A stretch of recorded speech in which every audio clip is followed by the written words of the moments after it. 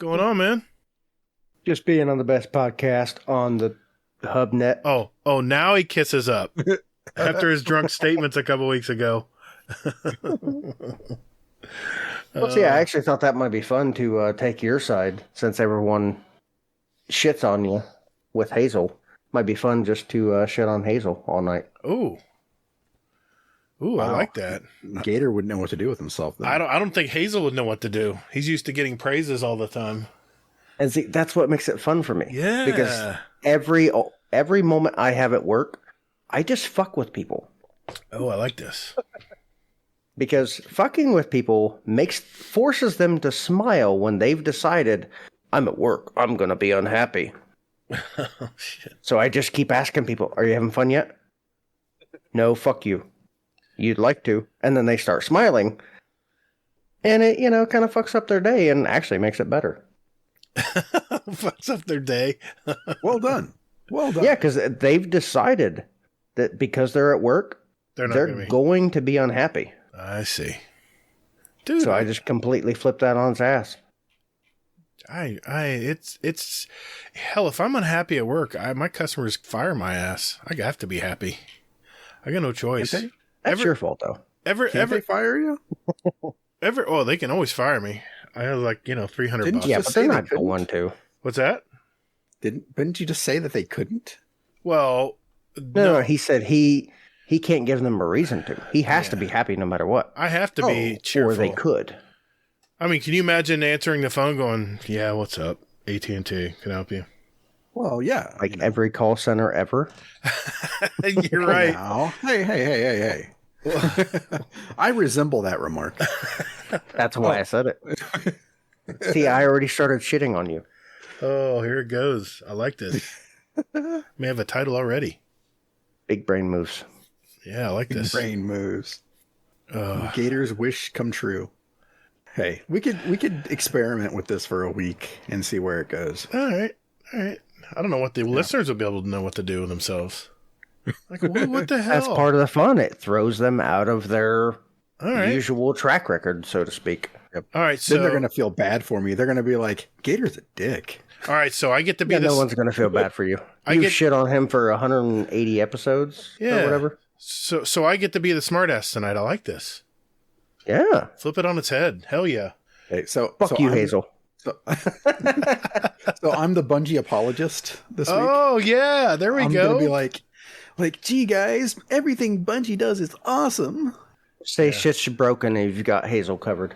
Yeah, exactly. Shit's broken. They're working on it. Next. There we go. Nice. That is pretty much all in the TWAB. Yeah, pretty much. Yeah. There wasn't much else. I was not expecting that reaction from their research. You know what I would like to know? I'd like to know how many people fucking reset their cards at 6 wins. Bungie didn't say that this week. Bungie, I'd like to know that number, please. And I bet you it's fucking high as shit. All right. No. Get all my you know what it is? You know what I ran into? I know exactly what's going on at Trials. Oh, man. Okay, well, remind me, I have a story. Okay. I got my first hate mail. Oh, okay. I'll remind you. Love hate mail. We got to remind him, Phoenix. We got to remind him. Okay. All right, then we'll talk. I'm not gonna bitch about Trials until we get to the point. Oh. Until we get to in the TWAB where we're reading about the results. Okay, on with the show.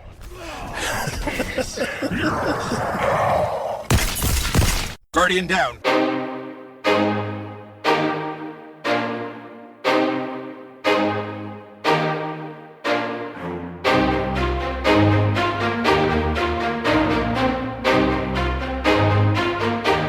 Hey, what's up, everybody? Thanks for hanging out with us today. Welcome to episode 115 of Guardian Downcast. We're a couple dads that love all things in the Destiny universe, and we talk about it. We also interview content creators and community members to find out more about them. We're the show that asks you, what are you liking in Destiny now? I'm your host, the Gatr, and my co-host Hazel is here as well. Hey man, how's this week gone by? It's funny you ask, because I was getting ready for the podcast and I asked my wife, I was like, hey, what the fuck did we do this week? And she started laughing. She's like, I don't know. What did we do? And yeah. So yeah, we spent like 15 minutes trying to think about what the hell happened. And we have no idea what the hell happened this week. Oh, man, that kind of week. Yeah. Yeah. It's, yeah, pretty much. My daughter, she's been doing swim lessons, and she graduated that. So now we're doing like another level, and she's like damn near Olympic style swimming or some shit like that. I don't know what the hell it means or whatever. I was like, she's fucking 5, 6. That's great. So I'm just like, whatever. I'm like, okay, she's good at it. So start them wears early. her out and she sleeps. So that's all I know. Dude, I had the best sleep of my life when I started swimming that young too at the YMCA. Man, I'm telling you, the kids, it zaps all their energy. It does.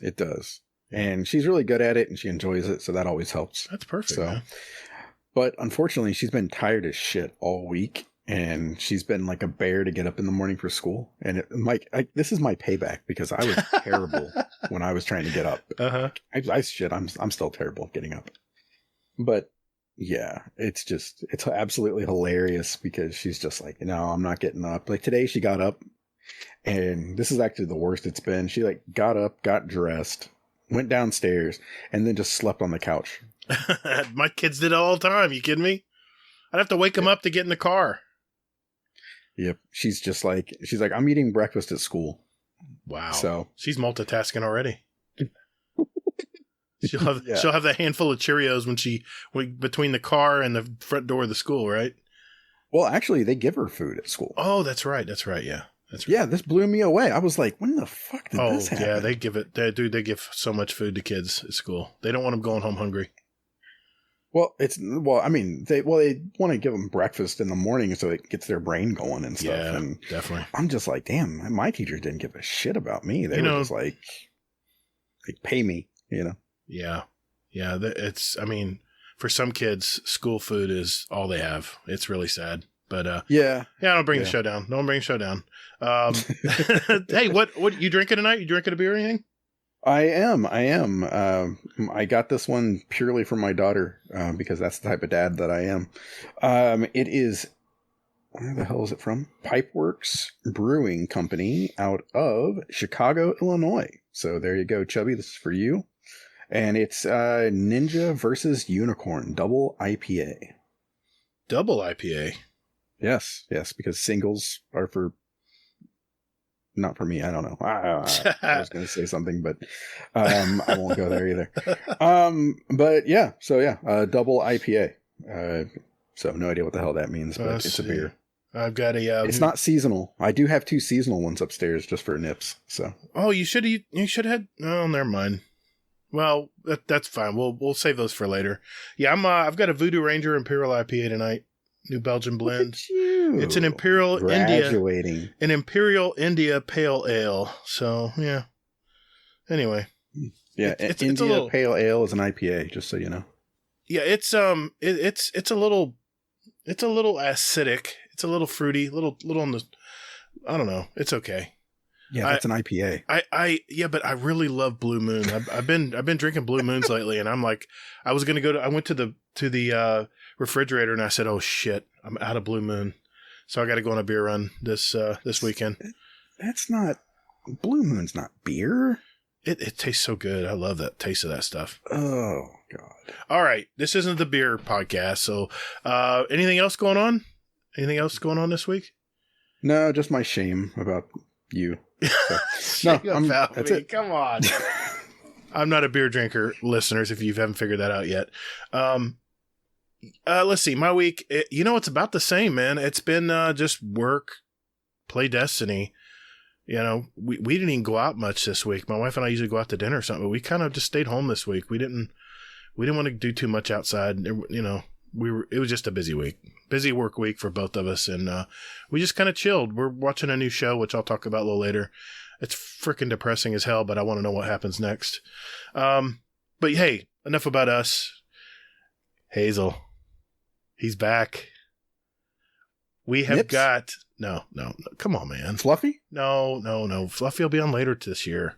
You know that's always the way it is. Our guest tonight is one of the OG community members of our community. Hey, he joined us back when we were just a fly on the proverbial podcast wall. Did you like that? That's pretty cool. I wrote that. It's our Fly pal. on the proverbial podcast wall. Yeah. Is that where flies linger? They fly. I thought flies were on. No, the flies are on the wall, and they're little bitty. Never mind. It's our pal Arisenph0enix. How you been, buddy? I've been good being a fly on your balls. You got the term wrong. Also, fuck you, Hazel. If you haven't had a fly on your balls, you haven't lived. That's probably happened once or twice to me, I'm sure, here in the swamp of Florida. Don't tell me you haven't done the peanut butter trick, and the dog ignores you, so you get a fly. I wasn't heading that direction, Phoenix, but I guess you did. Okay. I go every direction. I guess so. Hey, just listeners, just so you know, you can catch this man on Twitch at Arisenph0enix. Remember, it's spelled just like it's stated, except replace that O with a 0. And you can find him on Twitch as well, Arisenph0enix. Just to preview what we're going to cover tonight, we're going to catch up with Arisenph0enix, see what's going on in his life since his last visit, which I'm sorry, it has been a while. Hazel is going to go over the TWAB for the 6th week of Season of the Lost. And also we're going to share our opinions of the new game mode and matchmaking in Trials of Osiris that happened last week. Next, we'll answer questions from our community and add 2 songs each to our award-winning Guardian Downcast show playlist on Spotify and iTunes. And I know I can see Hazel just grinning ear to ear right now. All right, guys, ready to roll? Let's do this.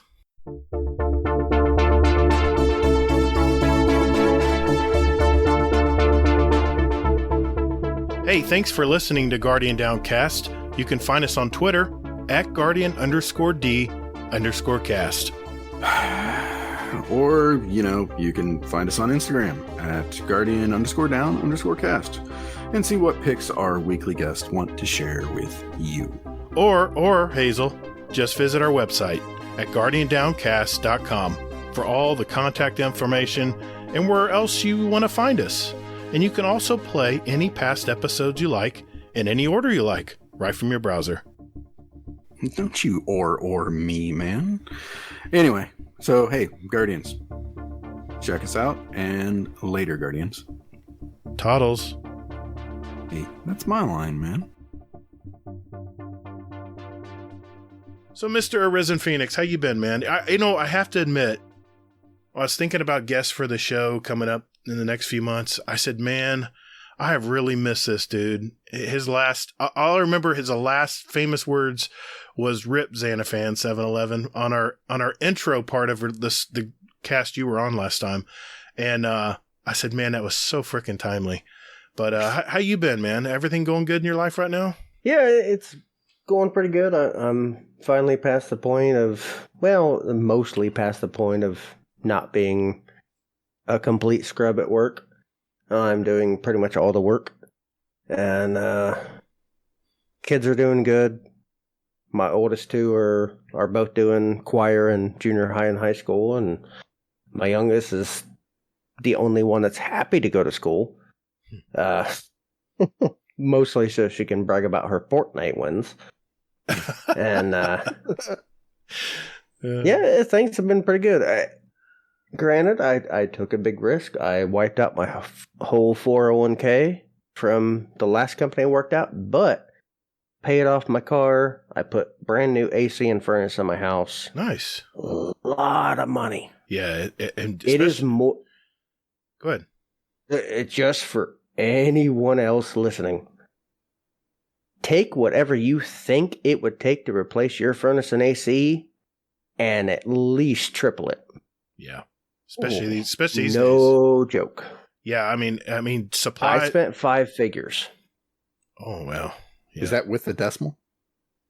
Yes. No, that's without the decimal. Did you? Yeah. 5? 5? Yeah. Wow. I seriously thought expensive system would be $1,500. Mm-hmm. Yeah, times that by 10. Wow, dude. Now, I know it's been a while since you've been on the show. Where you from in the nation, and what do you do again? I'm from Ohio, born and raised. Mhm. I live in the town I was born. Okay.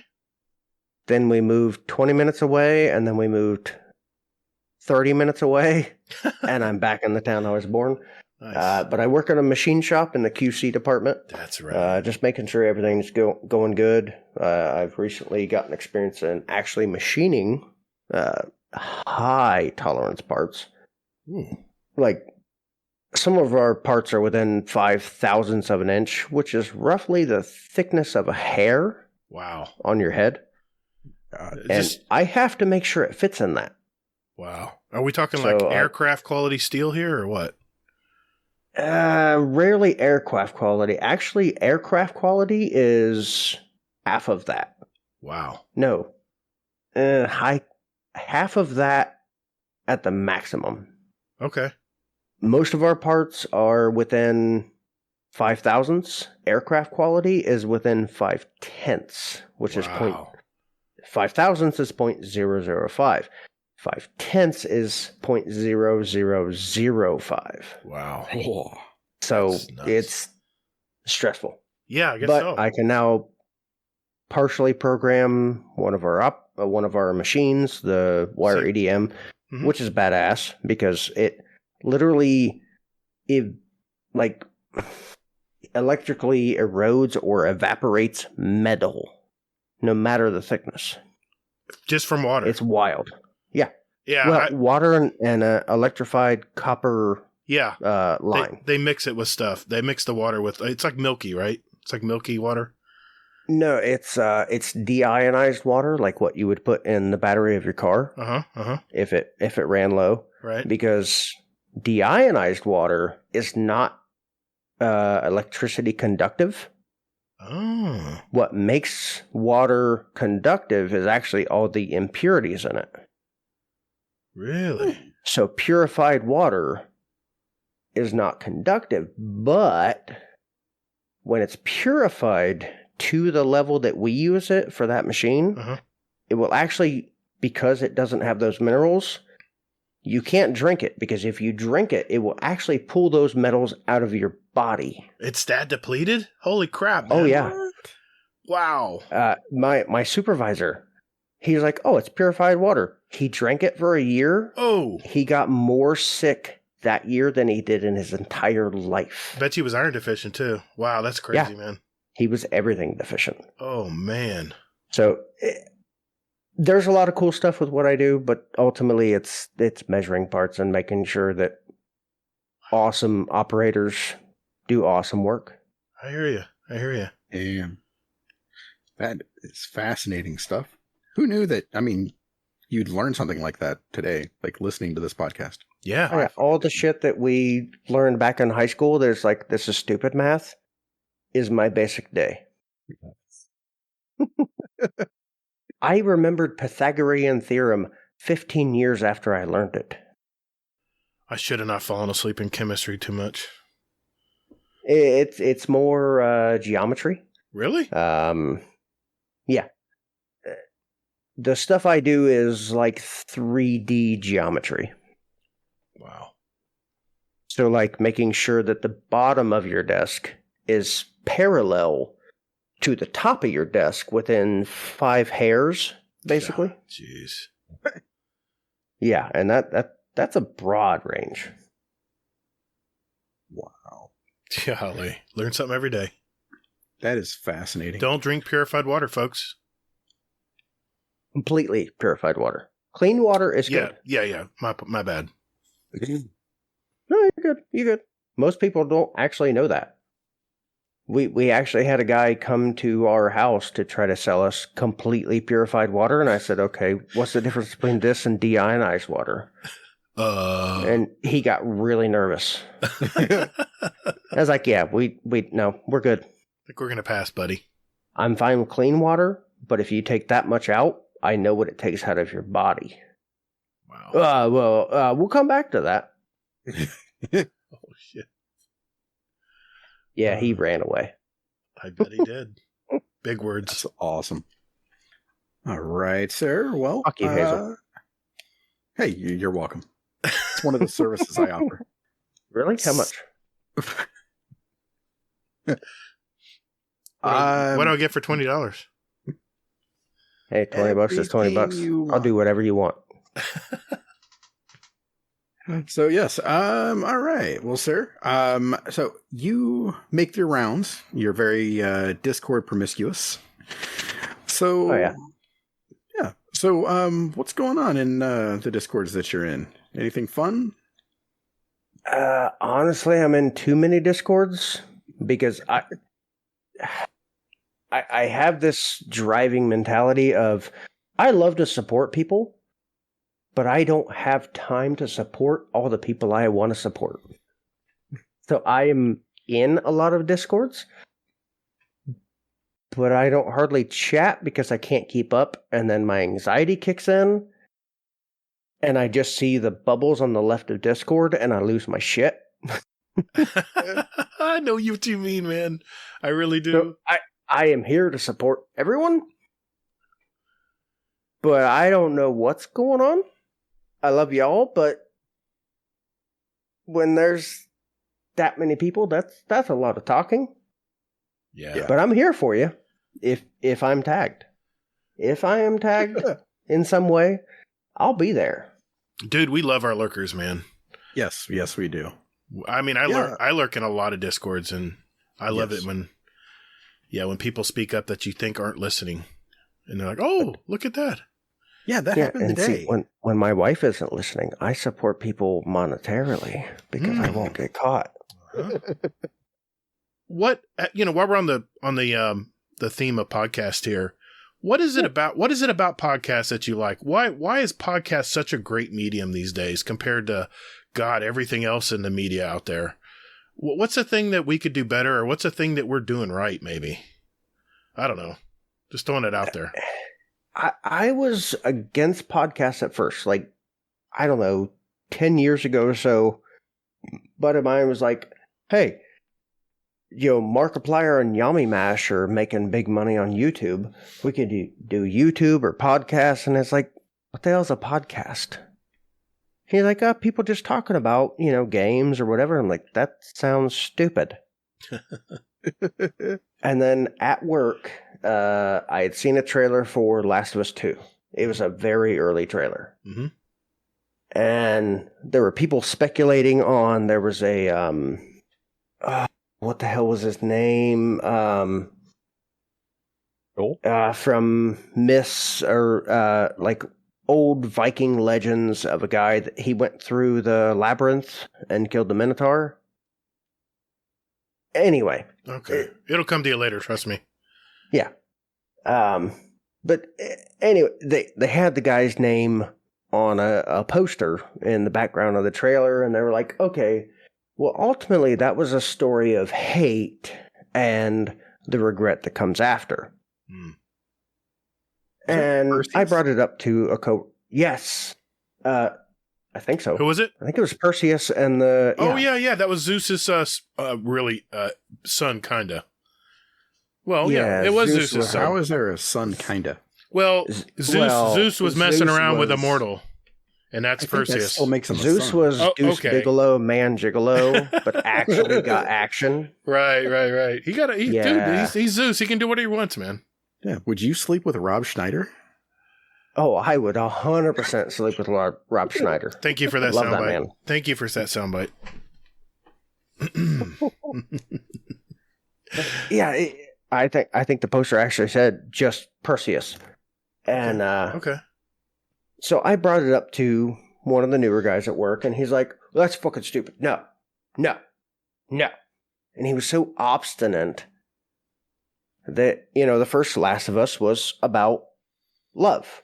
So they're not going to make the second one about hate, which they did. Mm-hmm. And the consequences of that. So, and he brought up, like, I didn't even know what the hell Perseus was. I'm a dumb redneck. I don't know this shit. So there are mentioned that. Huh? So there are rednecks in Ohio. Confirmed. Oh, yeah. Yes, at least half of it. Okay, I'm sorry. Continue. We're basically northern Kentucky. Okay. Oh, come on. Come on. No, I love Kentucky, but it's one of the memes. Gotcha. Um, And you were talking about the Perseus, and your buddy at work said no. Sorry, I didn't mean to derail you. No, you're good. You're good. Hell, it's your damn show. Yeah, but so I searched on Podcast Addict because that's what he used for a podcast. So I just searched myths or legends or one or the other, and I got the podcast Myths and Legends, which had an episode on Perseus. So I listened to it.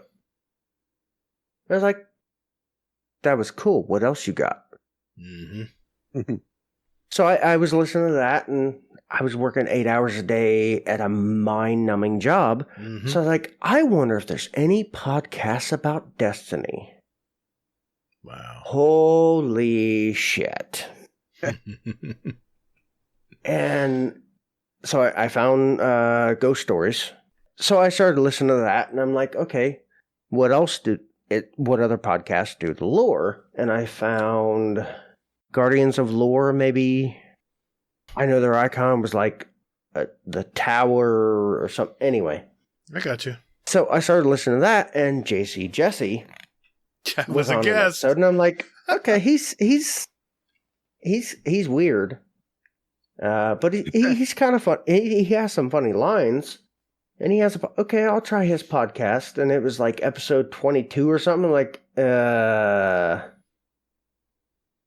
this is weird. Like, at that point, I was used to episodes that have gone a long time. Mm-hmm. And I was like, I don't know about these guys. And which of course was Dad Tales. Right.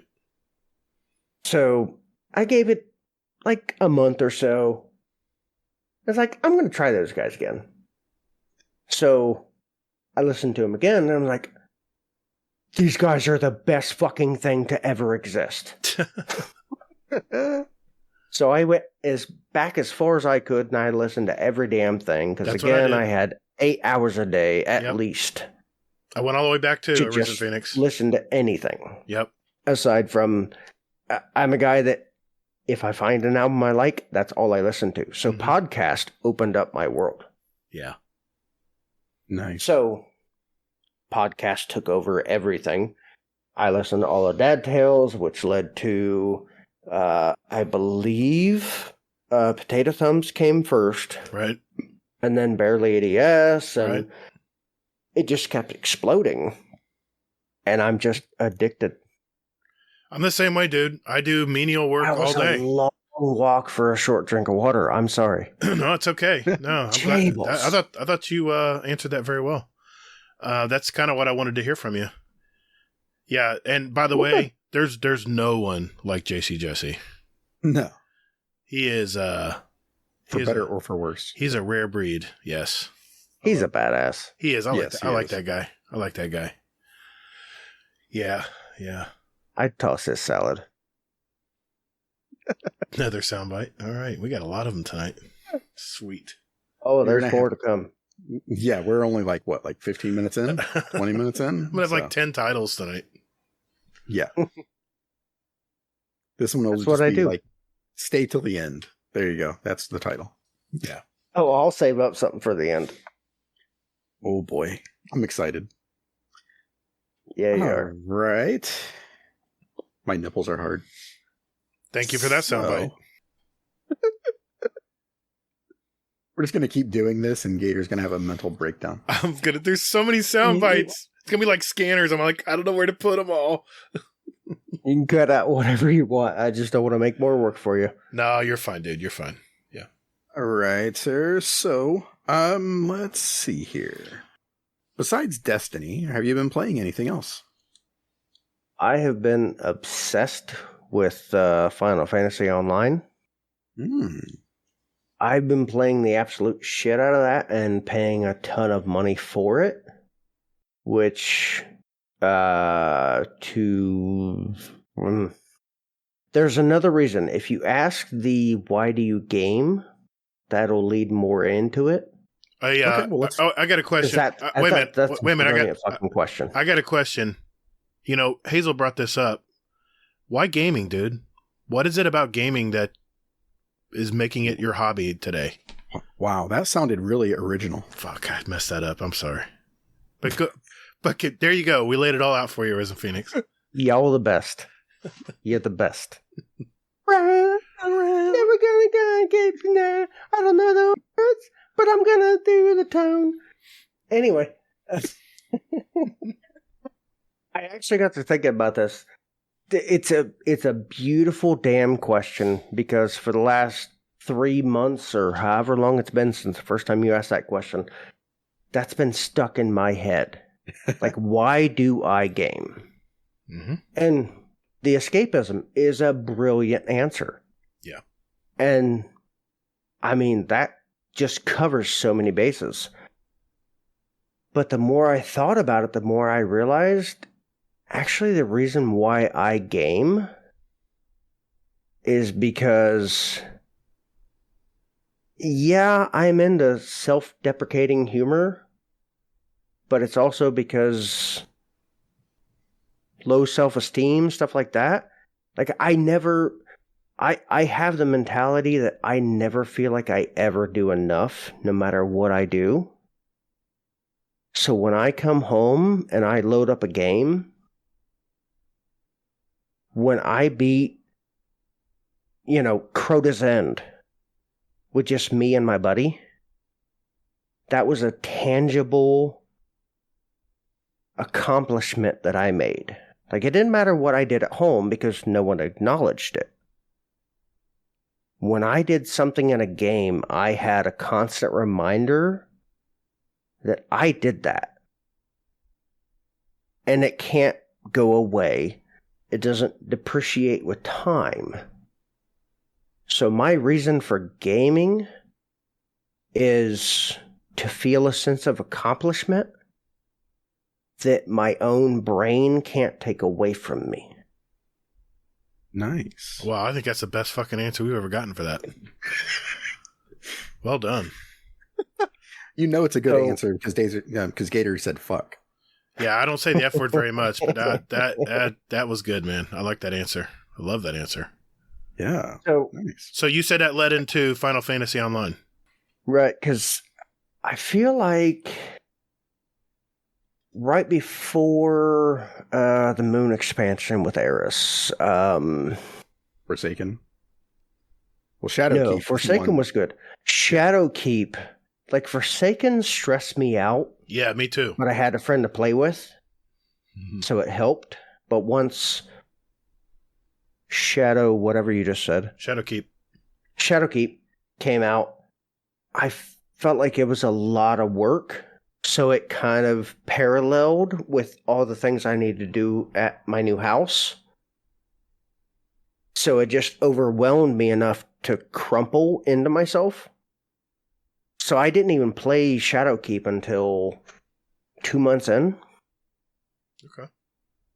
And I've kind of carried that mentality for the rest of Destiny since then. There's just too much to do that I can't accomplish. But I finally came back in and was like, fuck it. I know this game. I can do this game. Mm-hmm. And I beat the hell out of last season.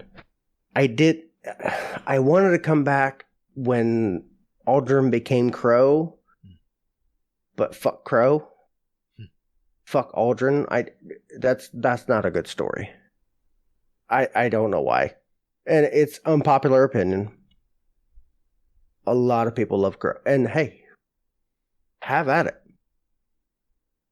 You love what you love, but it felt weak to me.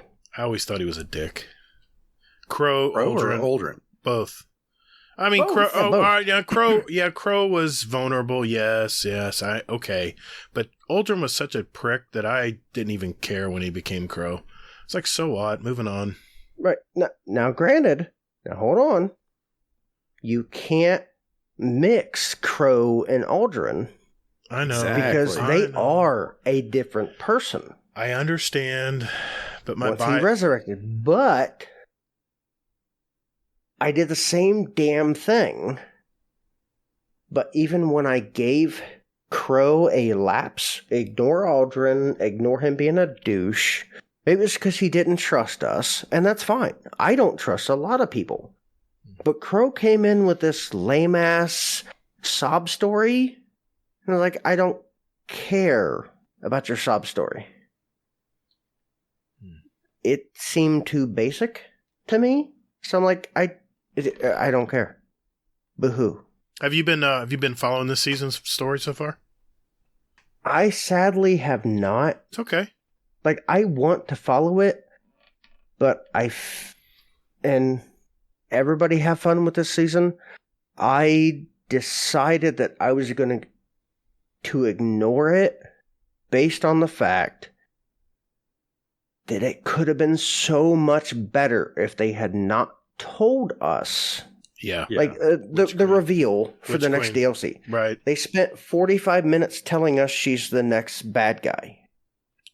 So why would I spend 6 months helping her become that? I feel you.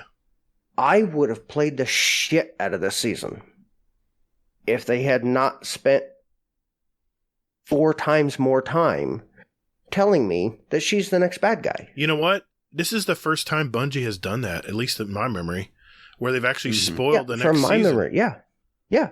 I've never seen Bungie do this. They're always one to cloak and dagger everything. They're always ones to... Yeah.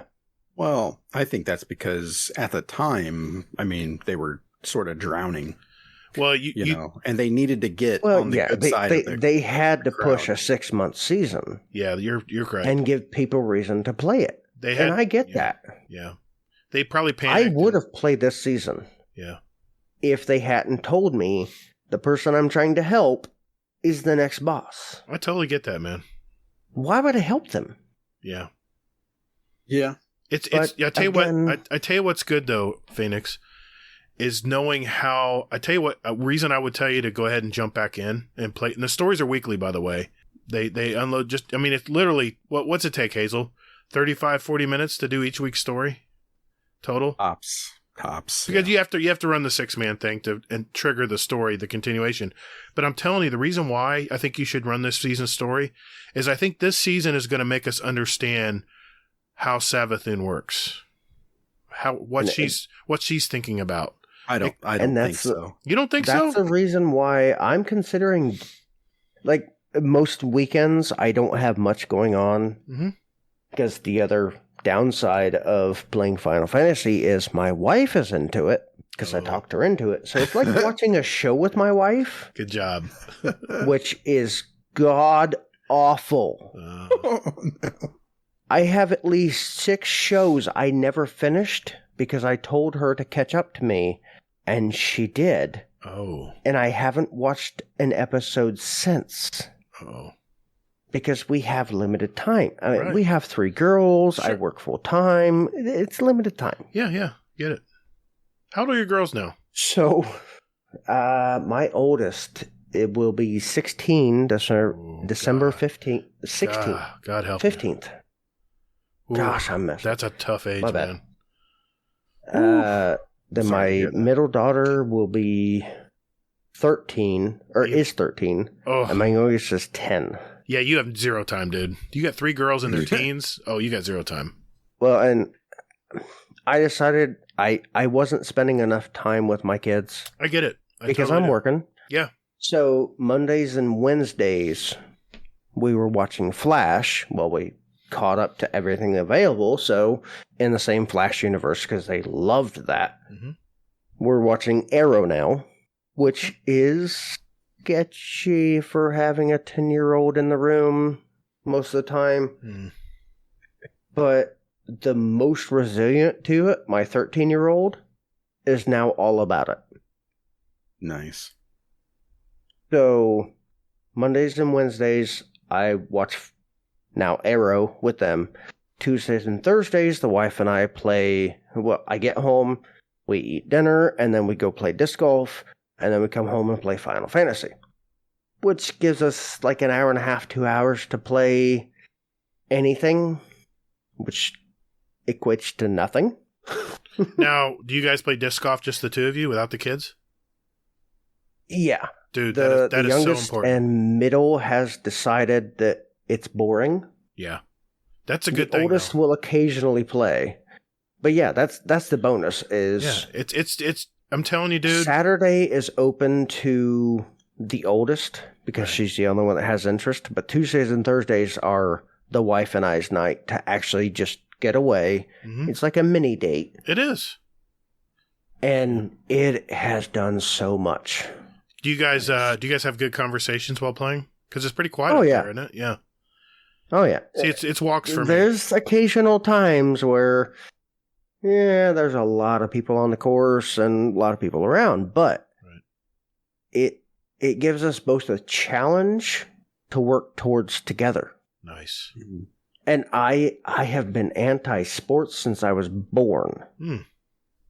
But back in June, I thought about it because Zan talked about it. Mm-hmm. Jesse talked about it. Lots of people talked about playing. Yeah, Agent H disc plays golf. it. Yeah. And I was like, I kept saying for months, like, let's just give it a shot. Right. It's $25 for a starter pack. Mm-hmm. And we had a weekend where my parents had the kids. And we were trying to do like 1,000 things in one weekend on top of sex. I so get it, man. I do. We all get it, yeah. We do, man. And I was like, you know what? We're looking at 20 different venues that's just walking around. Let's go to Dunham's. Let's buy a $25 starter pack. And let's just see what happens. Yeah. And both of us being anti-sports we're hooked. Nice. Like, we get mad when it goes over 3 days without playing. Stupid weather. And again, like, you went towards... It's been a bonding experience with my wife. Yeah. Which is fucking crucial. Mm-hmm. Yeah. It's been one of the greatest decisions I've ever made in my life. You hear that? You hear that, young parents? I'm telling you, you have to spend time together with your mate, no matter what's going on in the house. Because you know what happens with young parents is they lose their identities with each other. And sometimes you even lose the passion a little bit. It's so important to do stuff together. You have to carve that time out. Sorry, I just had to throw that in. No, you're right on point because, I mean, I'm not going to sugarcoat it. We had our rough times because we were focused on ourselves versus focusing on us together as a whole, which that's what marriage is. So now, again, we have it broken up Mondays and Wednesdays.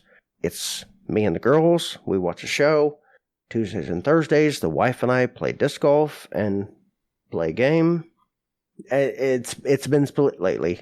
Totally Accurate Battle Simulator on Steam is amazing. For $20, we can both play on our own computers. And then Friday nights we have family movie night. Oh, that's so great, man. We have 2 separate bowls. Everyone picks what they want for a meal, and everyone picks what they want for a movie.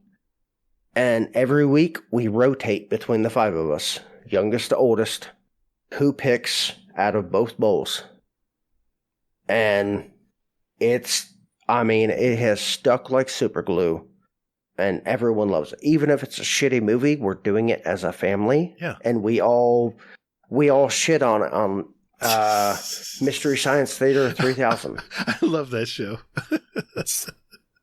It's stupid, but it's so funny sometimes. It's such a simple ritual that has brought us so much closer.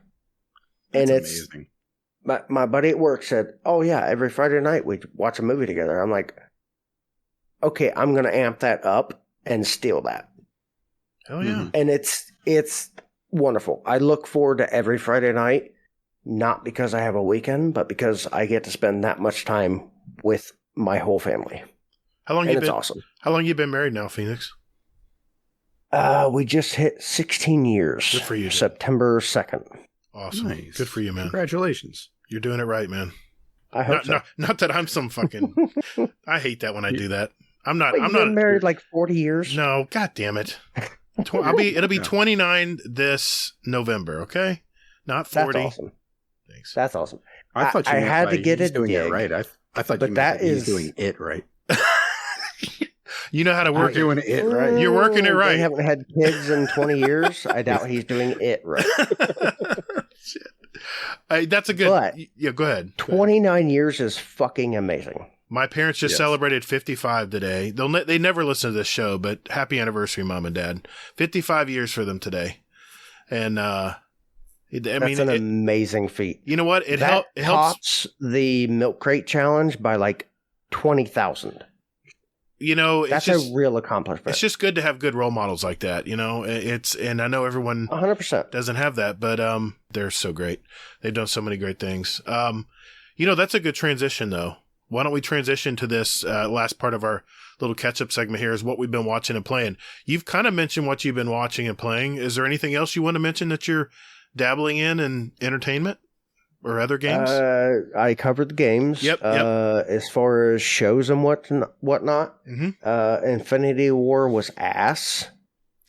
The in-game was ass. Oh, wow. So I decided that, okay, now, granted, I had only watched the first 3 or 4 Marvel movies because then it just became too much work. Yeah. So I decided, okay, why were those movies important? So I decided to watch all of them in a row off of Disney Plus. Right. And that's what I've been doing with my weekends for weeks. Okay. And they were better. They were still not what they were hyped up to be, but they were better once I had all the context. Yeah. Because, granted, I'm a little old school. I'm a little set in my ways with a lot of stuff. Like, Vision, fuck off. I don't care. Wanda, fuck off. I don't care. I have characters that I started early in comics, and I had a huge gap before I got back in. But I had characters that I was like, I don't care about you, so I ignore you, kind of thing. Like Batman, Superman, give me everything you got. But so I skipped a lot of Thor, fuck off. Don't care. So I skipped a lot of movies, and that was on me. So when I watched like the first 3 movies and then watched the last 2, I cut myself out of a lot. So I watched all of them up to current date and watched those movies, and I was like, okay, this has way more than the first time. So I got through all of that. I don't think I got anything new because I'm hooked on just Parks and Rec and The Office as much as possible. God, yes. Such good shows. I made my trek through both of those. They're great. I started to try something else. The Rookie. Okay. I watched all of The Rookie on Hulu, and that was amazing. But it's been a little bit since that. Have you done Schitt's Creek? I keep meaning to and don't get to it. Hazel sold me It's on my list. It was a great show. Yeah. Yes. I didn't make it to Titans before I lost my subscription. Ooh. I'll tell you what, I want to watch it. This season is super good. A little bit of foreplay here and there, just to... Not You the say good kind foreplay. either. Not the good Oh, kind either. shit. Yeah. Damn. Yeah. Well, go ahead, Hazel. You started talking about your shows. What do you watching? No. I mean, he mentioned Titans, and I just wanted to let him know that, that, if you get around to it, definitely, check it out. Because did you watch the second season or just none of it? I haven't watched any of it yet. Okay. My buddy told me that it's so good, do not tell your wife or kids about it, because then you won't see any of it. And I didn't get to it because I started watching the Harley Quinn animated show. For fuck's sake. And then because of you, Hazel, I watched Doom Patrol, which fuck you because of the season 1 and season 2 cliffhanger. Yeah. Well, Fuck you for making me like a show. And season 3 just came out. Yes, it did. Which I can't watch yet.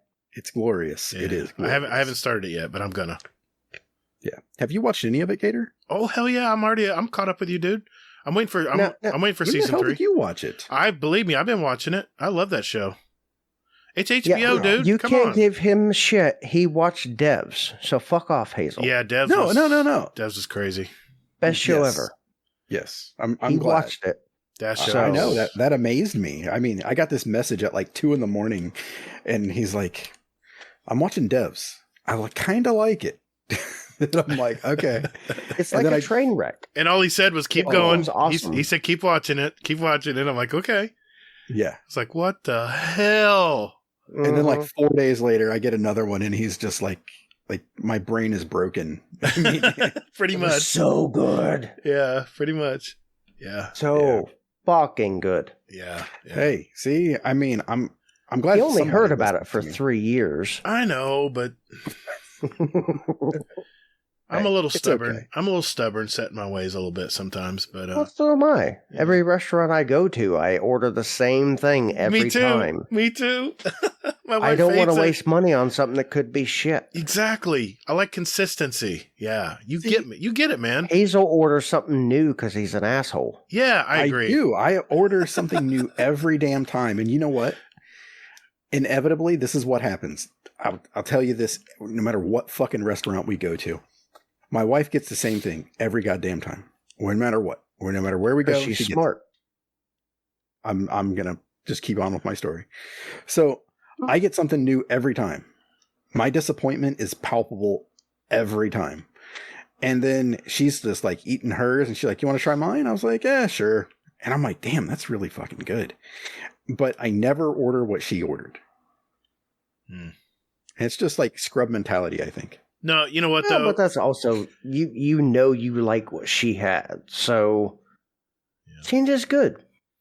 Try Yeah. something new, I do but it. also Yeah. don't. Don't. Yeah. Well, maybe every so often shake it up and try something new. But you know what always happens? You inevitably order the same damn thing the next time around because you're like, yeah, it just wasn't as good as the thing I always get. Right, so cut out the middleman and order what you know you like, Exactly. and have a wonderful experience. I go to Carrabba's. It's lobster ravioli every freaking time I go there. My wife's like, "You're not going to try something new?" I'm like, "Why? What? Why?" What the? What? What? What is this Ew. lobster? What? Lobster ravioli, dude. Don't knock it till you Oh try my it. God, It's in a beautiful man. cream sauce. Oh, man, I'm hungry now. I'll give you a cream sauce. Dude, you need to get the chicken marsala. Quit fucking around. I don't even know what Live your- restaurant you guys are talking about. Carrabba's, Live it's your a, life right. it's a national Italian restaurant chain. Yeah. Live your life right. Get the chicken marsala. All right. You know If what? For it's you, Hazel, more ex- next time I'm there, I will. Ooh. I'll try it next time. Yeah, you'll never go back to your Chicken shitty marsala. fucking whatever. I've had marsala, ravioli. though. It's okay. I mean, well, Don't you? I go For you, to I'll try it. 3 Italian restaurants. Mhm. I go to Olive Garden, which is the McDonald's of yes, Italian. yes, it is. It is. It's consistent, though. You know what it's going to taste like. My favorite is Buca di Beppo. Yes. It has like, Yes. oh, you know Buca. I have one Yes. in Winter Park here in Florida. Yeah. It's expensive. Okay. But it's Family so style. fucking good. Do you do the family style when you go there? Oh, yeah. Hell yeah. We order like 2 dishes for 7 or 8 of us. Yeah, it's crazy. And it's amazing. It was very good, I have to admit. Now, here in my town, they have a restaurant which is supposedly an offshoot of Buca. A brother got mad or something and started his own shit. And that's pretty good. Called Three Joes. If you can't afford the expensive and you're near Piqua, Ohio, try Three Joes. It's pretty good. It's not as good as Buca, Okay. but it's pretty damn good. Okay. Good to know. Yeah, I'm like 3 minutes away from there. So This is what I love about I try it every chance I get. That's what I love about podcasting. We cover it all, man. We cover everything. We got so much good advice going out tonight. I'll cover you all. Yeah, I bet you will. Cream sauce? I'm telling you, Salty. lobster ravioli. Don't knock it till you try it. Hazel, Lobster your ravioli. all right, Hazel. It's been knocked. Yeah, I bet it has. What else you been watching, man? What's going on? Okay, I watched Black Mass this week. It's by Mike Flanagan. It's he's the guy who made the Haunting of Hill House and Bly Manor. Okay, he made those TV shows, and this is a TV show too, but it's supposed to be scary, that kind of thing. It's got some light scariness to it. It's really creepy, but definitely not nearly as scary as Hill House and. Probably on par with Bly Manor. I think Bly Manor was probably scary. Wait a minute. Is this the one you were talking about, this new horror series that actually had feels in it? Well, that was... a lot of horror movies these days have feels. I had no fucking clue that this was a thing. I missed, I don't know, I missed the memo on scary movies or something. Huh. But yeah, I watched Insidious, the whole... all 4 movies, and they all had feels. They all kind of hit you right there. Really? It was good. Okay. It had heart. And and Mike Flanagan movies, or TV shows, they always have heart. If you're into scary stuff and you've never watched Hill House, check that out for sure. If you're not into scary things, watch Bly Manor and watch Midnight Mass. That's there's that. So okay. Aside from that, I started a new show today. Actually, 2 new shows. One of them is Castlevania because of good old Easy, and aside from that, the other one was it's a new one that's trending. Actually, it's called Squid Game. Never heard of that one. Yeah, it's supposed to be on par with being Netflix's best movie or best TV show ever. What? Yeah. That's a tall order, dude. What the hell? Okay. So, yeah, I started watching it. It reminds me a lot of another show that I watched called Alice in Borderland. So, yeah. Okay. So, it's one of those things I'll probably have it finished up next week by the time we do this again. So, yeah, we'll have Drafty on next week, and maybe we can talk about it then. Yeah. And then... alert. Trying to think if there's anything else. I think that's mainly it. Just Manifest with the wife, which is absolutely glorious. I'm working on it. I'm not there yet. I'm not with you guys yet, but I'm catching fast. I've had a lot to watch this week, dude. There's a lot of new stuff coming up now. Yeah, so. I have no idea, but yeah, we're really loving Manifest. It's got so much stuff going on. It does, man. My head's spinning. I'm like, okay, what's this episode about? Okay. All right. We're going this way. Okay. Okay. Yeah. I'm following. Yeah. My wife doesn't really binge watch anything. So we watched 3 episodes in one night. Wow. Okay. So yeah, that was groundbreaking stuff right there. I was like, wow. Okay. I sometimes can get my wife to watch a second episode of something, but that's about it. She's usually ready to go for a walk, but good deal. Yeah. And that's about it. What about you? There's a new show on HBO Max, Scenes from a Marriage. Now, we've been talking about marriage tonight. We've been talking about marriage. I've seen the first 2 episodes. There's 3 out now. They're released weekly. They want to keep you hooked. I tell you what, it's Oscar Isaac and Jessica Chastain. And it's really a brutal look at a marriage of 10 years. It kind of gets a little dark, to be honest with you. And for all you married peeps out there, it might be something to watch, but beware. It is not a comedy. This show is about divorce. It's about separation. It's about the pains of someone falling out of love with someone else. And how it ends, I'm freaking salivating at the mouth to find out how this happens, how this ends up, It's like we're all taking this little adventure together. But I tell you what, the second episode, your jaw will be on the ground. It affected my wife so much, she was not in a hurry to see the next episode. Because she still had to ponder about the second episode. But for you married people out there, it's definitely a show. I think you all need to watch it. Because if you have HBO, I'm telling you, it for me, it made my marriage stronger. But For some, maybe it might be a stressor. I don't know. But just fair warning, it's not a comedy, and it is brutally honest. It is brutally honest. The acting is fan-fucking-tastic. It is, oh my God, Oscar Isaac and Jessica Chastain, they are fantastic in this. I just started watching Foundation. Mm-hmm. This just came out on Apple TV. I just watched the 3rd episode today, and this is on Apple TV, and they release it weekly as well. You know, I think a lot of these streaming companies are realizing, release them one time a week. That way people don't binge them and then cancel their subscription. It is really, really good. Really, really good. I'm not going to give anything away here. If you like Isaac Asimov novels, the Chronicles series, it follows it pretty closely. Really, really good. Really, really good. Masked Singer just came out on Fox. Shout out Nate Fu. He's the one to let me know, hey, Masked Singer's back.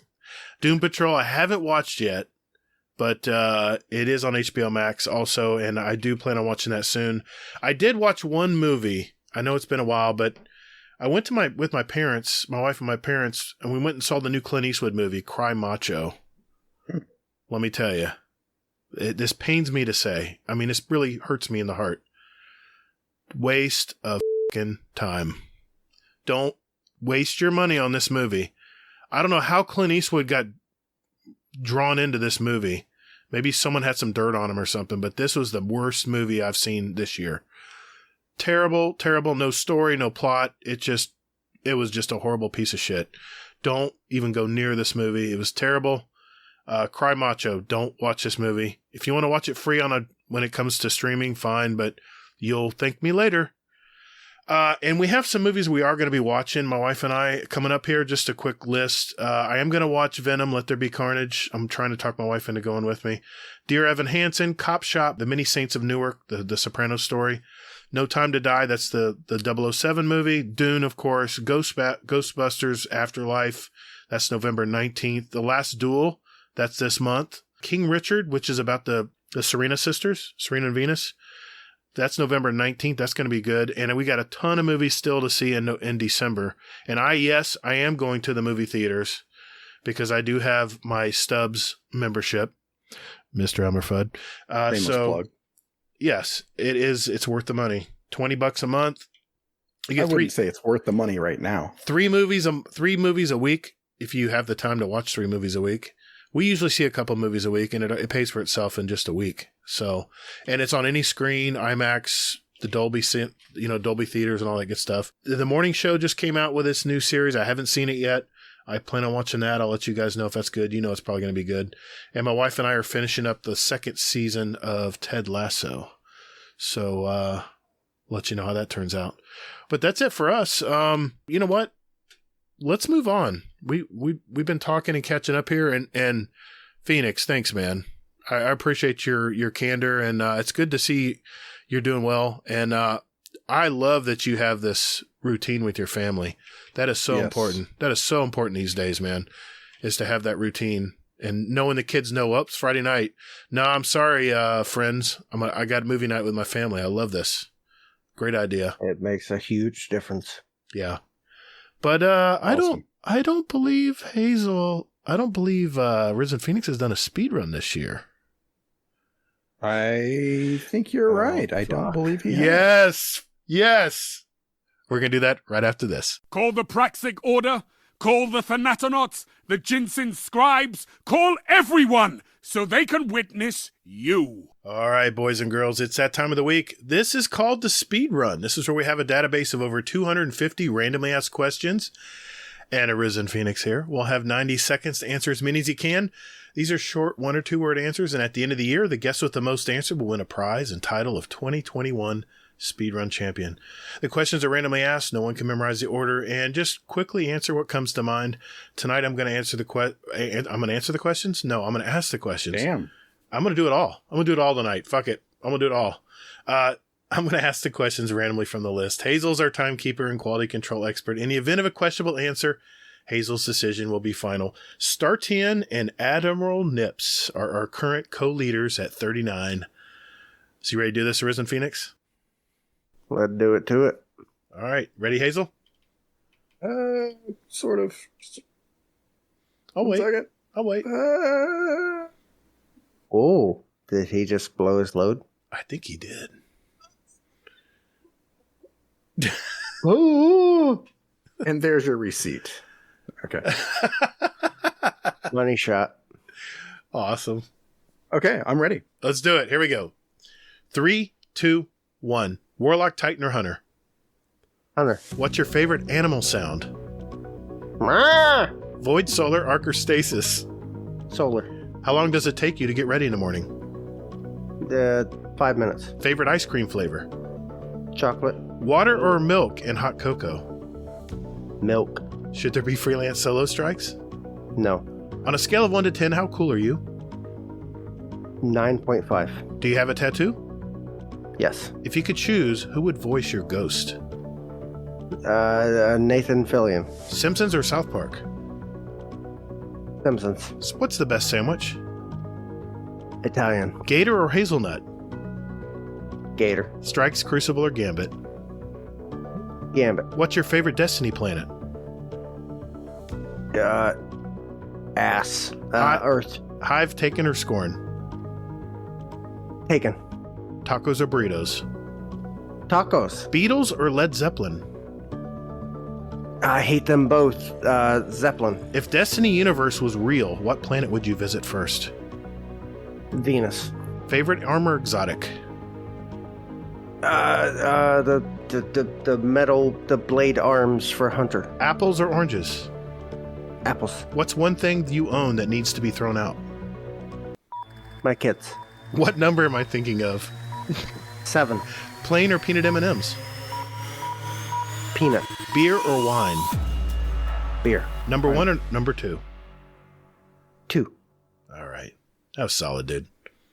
Thanks for the honest answers, by the way. That was solid as a 2. I don't know. I think you did okay. Hey, Hazel, how do you do tonight, man? 25. Yeah, that was good, man. That was solid. Oh, wow. I would say you're a little on the upper end of the what is I'm it? in the 2 range, but not the 3. Yeah, that sounds about right. Yeah, you know, I'm not quite shitting and vomiting at the same time. Not that drunk. That's the number 3. That was fun though, man. Thanks for doing that. I appreciate hell it. yeah. It was fun. Nicely done. I actually made that milk or water in hot cocoa. That was a new, as of now, a new speedrun question. I added it. So Yeah, because fuck water in hot cocoa. That's wrong. Thank you. all right, we don't need to dwell on that. Let's Do you move also piss out of your ass and shit out of your dick? on. Okay, fine. You brought this on yourself. I know. I made the question. I made it. Hey, But also, I love you for that. listeners, I got a question for you out there. Do you have a great speedrun question? If Yes, that's a they yes, well, good. Hopefully they do. And if they do, they need to go to our Discord and enter them in our Speedrun Questions Ideas channel. We're going to add them to next year's speedrun. I know, Hazel. There's going to be 400 questions. I don't care. We're going to do it. Yeah, Just- don't think about it. Just do it. Just do it. Do it now. Now, I'm fine with 400 questions. Okay. The more questions, the merrier, in my opinion, because that Exactly. means less that Kingsley's going to have on, or Yes. less time he's going to have on his spreadsheet. Exactly my point. Exactly my It's point. fuck Kingsley. Thank you for that soundbite. Cheater. Just No, remember. that's his wife. Just He remember. gave her the answer. No. Just remember, folks, they need to be yes or no, 1 or 2 word answers. Either or questions will also be accepted. And what's your favorite also? I like those. At the end of the year, we're going to have 2 drawings for a $25 gift card of your choice. You can enter up to 5 questions to go into the drawing, so good luck. All right, now it's time for This Week at Bungie.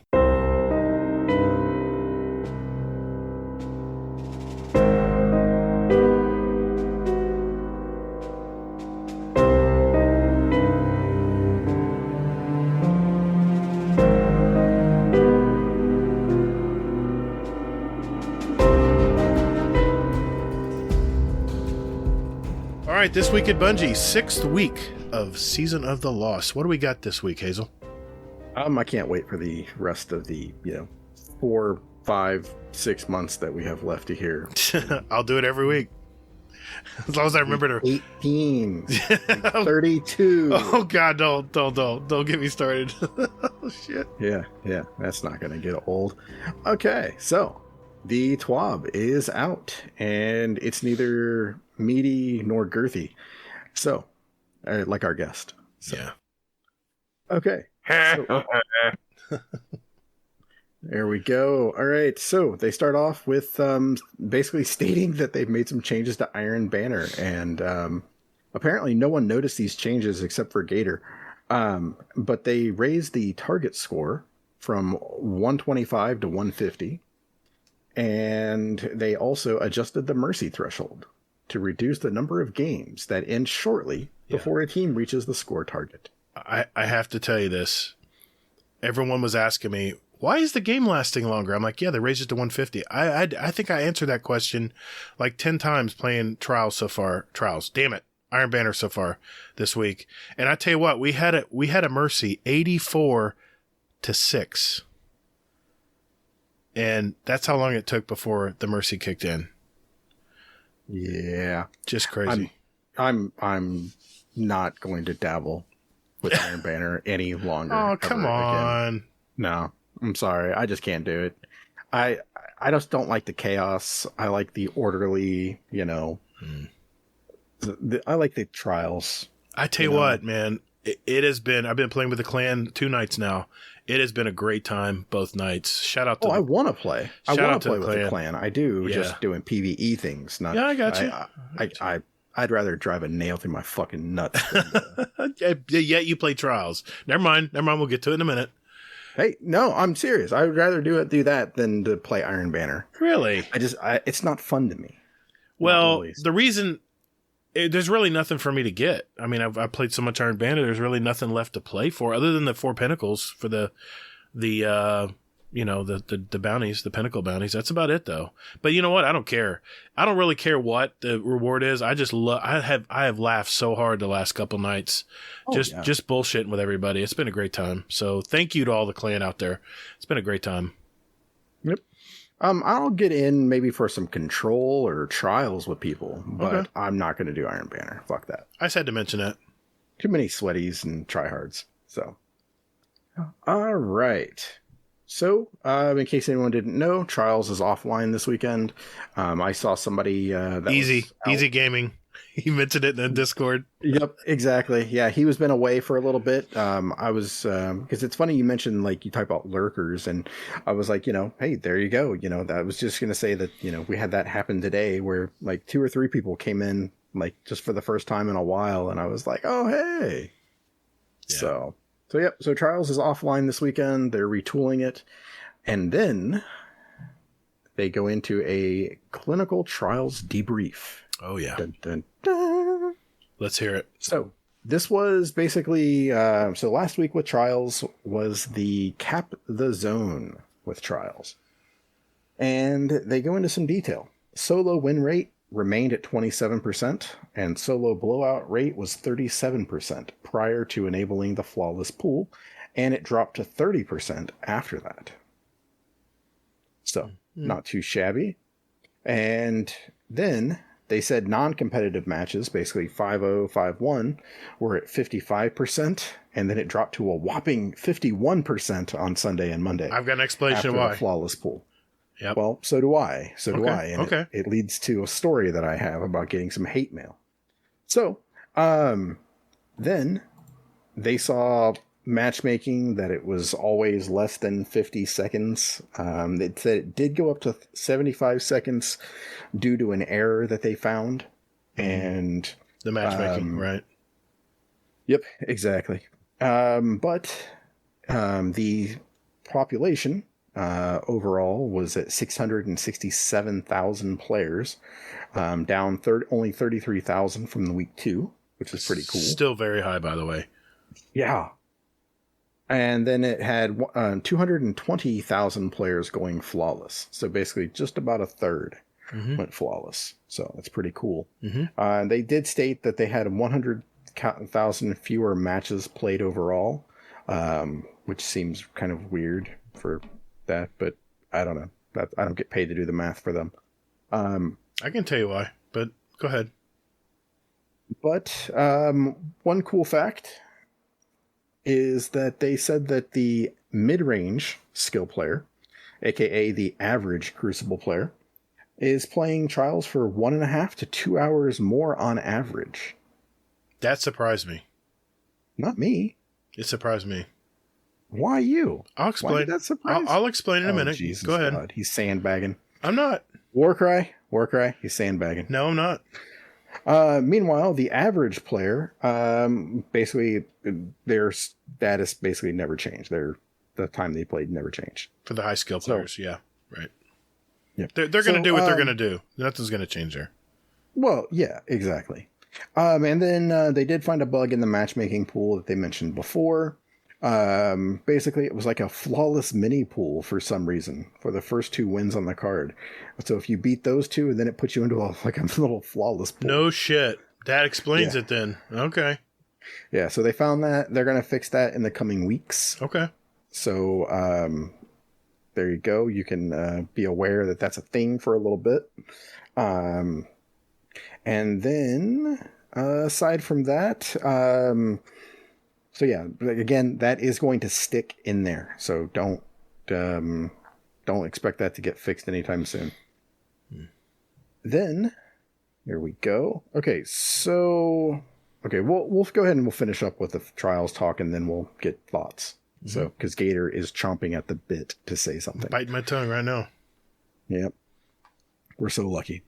So, with this, what they found, they received some feedback, and they said that basically they didn't like it that the cap point would move from basically the middle to whichever team lost, and it would stay there. So that was the feedback they received.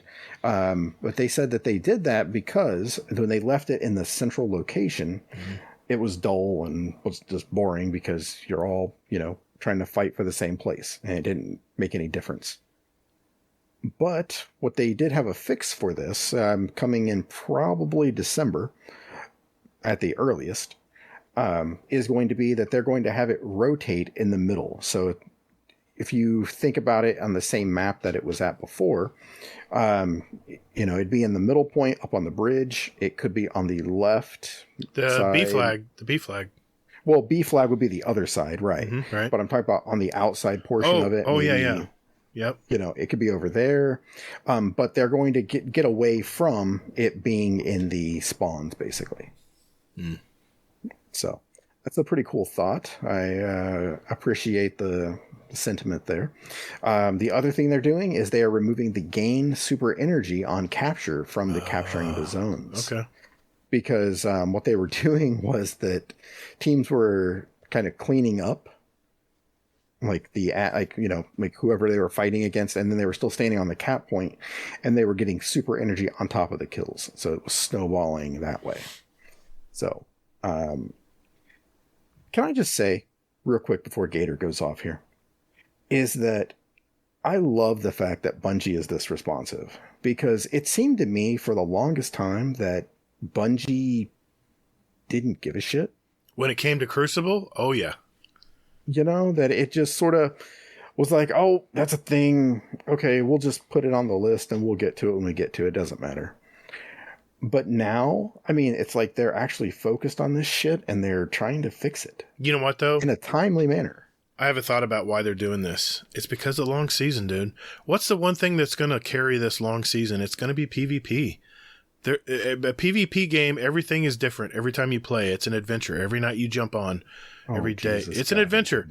And PvP is what carries, especially long season like this. I think they knew that. But PvP... It's kind of... They've ignored PvP a long time, which is what everyone bitches about. But they have put so much work into just Trials, and people still bitch about it. Well, that's what frustrates me. Is I know they care. I know they put a lot of work into it. But this is why Bungie does not put work into PvP, because no matter what they do, people are going to be mad. Well, think about it, Arisenph0enix. You have probably 4 different kinds of players that play PvP. 4 different kinds. And you have to try to appeal to all 4 of them. It's not going to happen. You're never going to do that. PvE, PvE is a linear path. There's nothing really, if you're following the story, you're following the story. If you're not, you're not. There's nothing different there. But with PvP, everyone experiences things differently depending if you're in one of those 4 groups. And but go ahead. I want to hear. If you want to hear it, here it is. No, it's not different because it's still the same. Like, okay, your casual PvP players are still the same as the casual PvE players. Mm-hmm. Mid-range is still the same. Mm-hmm. When you hit 3rd tier, you get into low-level streamers, and 4th tier of both is the elite. Either the top 5%. Dr. Lupo mm-hmm. or Kingsley with carrying people through raids like it doesn't mean anything because I can't complete 4 raids in 3 hours, and then he does it in an hour and a half. That's insane. Because he's a asshole. But also awesome. It was 3 raids, just for the record. And that's your opinion. I was exaggerating for humor. Fuck off, Hazel. But you know that he would correct you. You're the 20% of the 80% of this fucking podcast. Fuck off, Hazel. And you do math? I'm just kidding. No, I pretend to do math to keep my job. Shit. I'm just loving this tonight. Thank you, Arisenph0enix. I don't know. I have an offset view of PvP because fuck it. Fuck PvP. But again, I could be wrong, but it seems like most of the people that bitch about PvP are the top 10%. It's the people who are visible, the streamers who can make videos. The people that actually care about the game understand that it takes work and hours to perfect things. Sure. The people that bitch about it have 50 hours a week to play one mode. Mm-hmm. And when they bitch, I don't care. Yeah. When you're playing the same mode, the same playlist for 50 hours and you bitch about it, I don't care. And I understand you feel that. And that's okay that you feel that way. I get it. Your livelihood depends on that. I understand that. But ever since the game has been focused around people that their livelihood depends on one mode off a massive game, I'm sorry. Find other things. Because this game is for millions of people.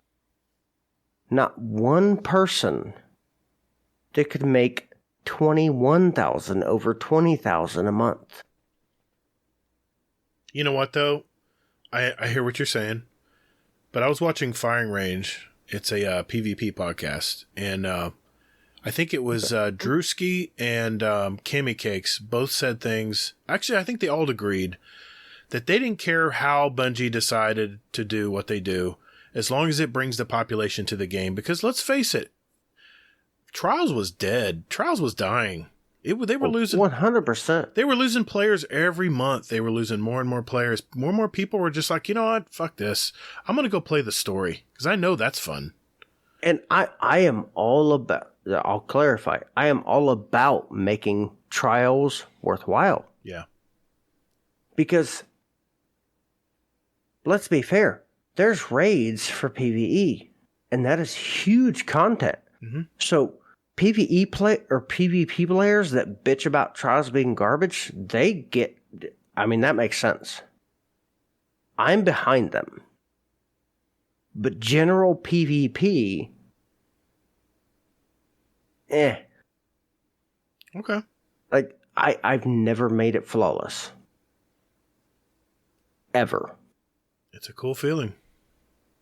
But there's value to making trials worth something, because it was worth a lot years ago. It was. Now it's just not.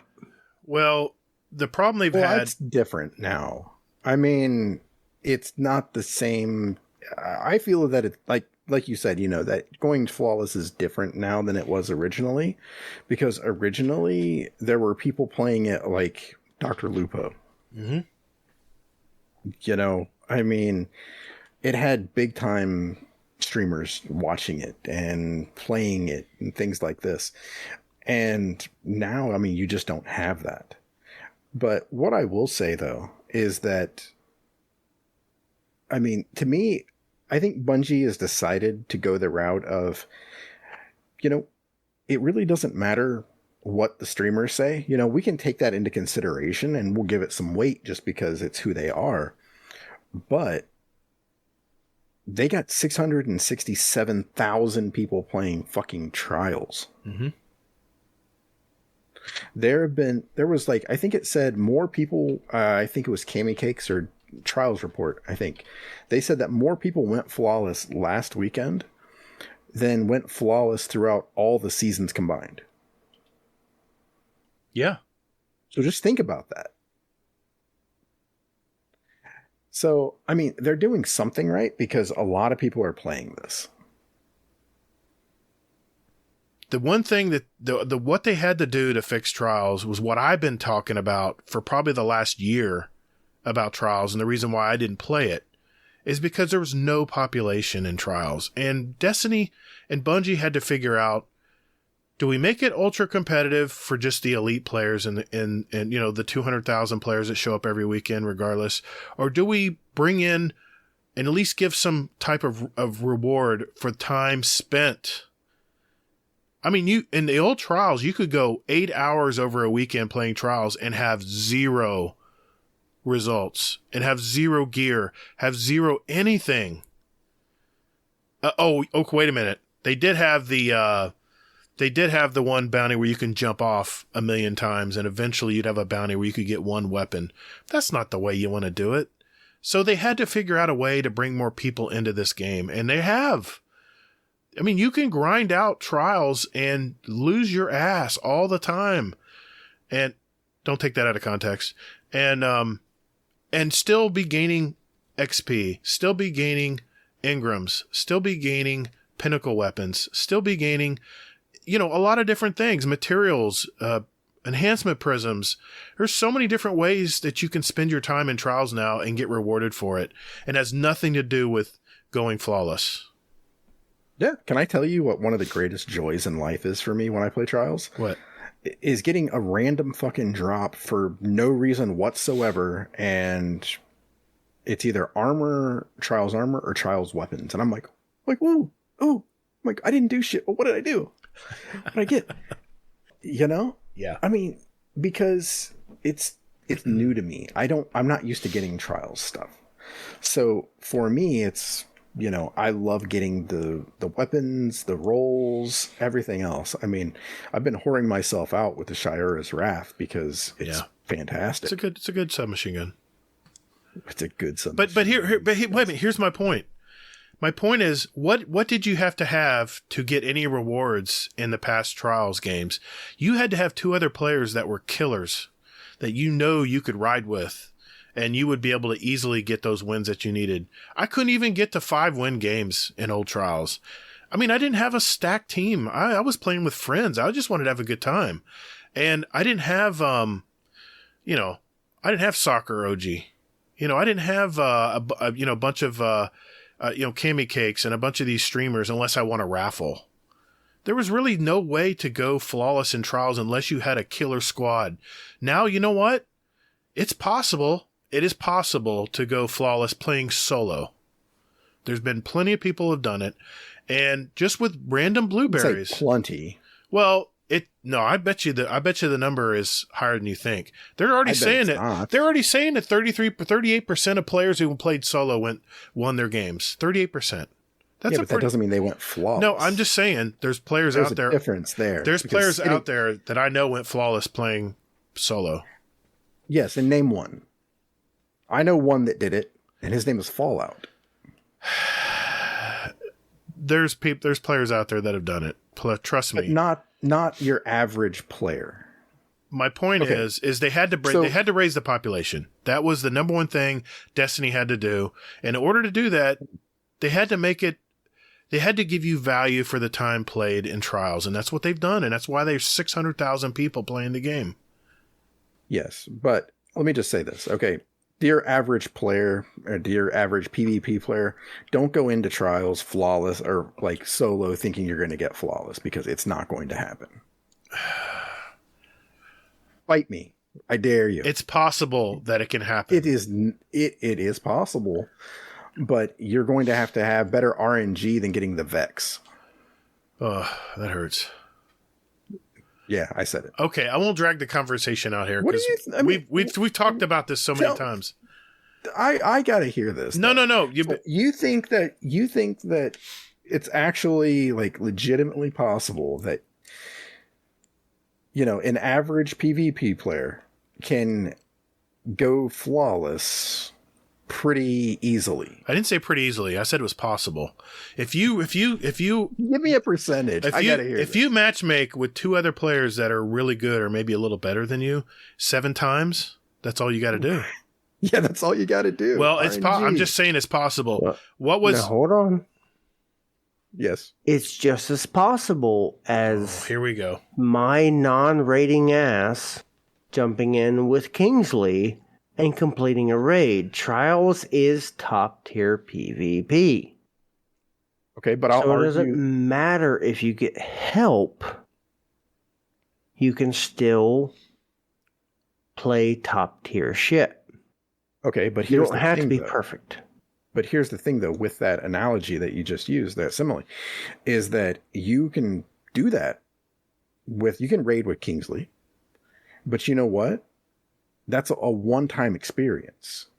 That's not randomly getting you 2 other people and hoping that they're going to be able to carry you. It's possible. That's all I'm saying.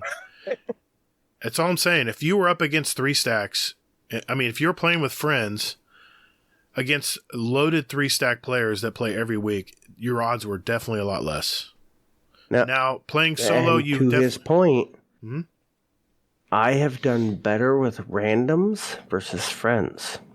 Mm-hmm. Have you jumped into Trials or Phoenix? No. Okay. I ignore Trials. I used to. Not anymore. Because I get time. I get value for what I'm putting time into. If I want to spend a weekend playing Trials, which God I have the last few weeks, I've gotten my Pinnacle Ingrams times 2. I damn near went flawless solo. I came close. I did go flawless playing with just Warcry and a random. So there you go, Hazel. Wait. You said that's just Warcry? Well, with just me and Warcry. That's a 2-stack, though. That's a 2-stack. Yes, that's not a 3-stack. But me and Warcry are not killers. Yes, you guys are. We and Warcry are. How much PvP do you guys play? We play a lot, but what I'm saying is we are not. No. I'm telling you, if you were to take our skill set, we are probably in the top 33% of PvP players. That's a lot of players, man. We're not in the top. Warcry is a Deadpool of PvP. We're not in the top 10% of players.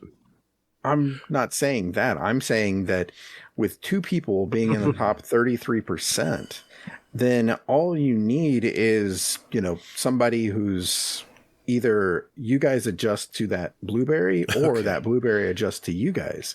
Yes. And then, I talked about this last week.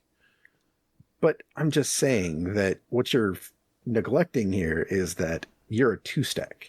See, Kingsley's already fast-forwarded past this part of the show. No, he hasn't, actually, because he wants to argue against you. He does, probably. No, he wants to argue against you, Hazel, because your opinion doesn't matter as a 1%er. At 1%. The bottom 1%. Wow. Come on, man. I want to beat up on Hazel, too, but I ain't going to give him that. Come on.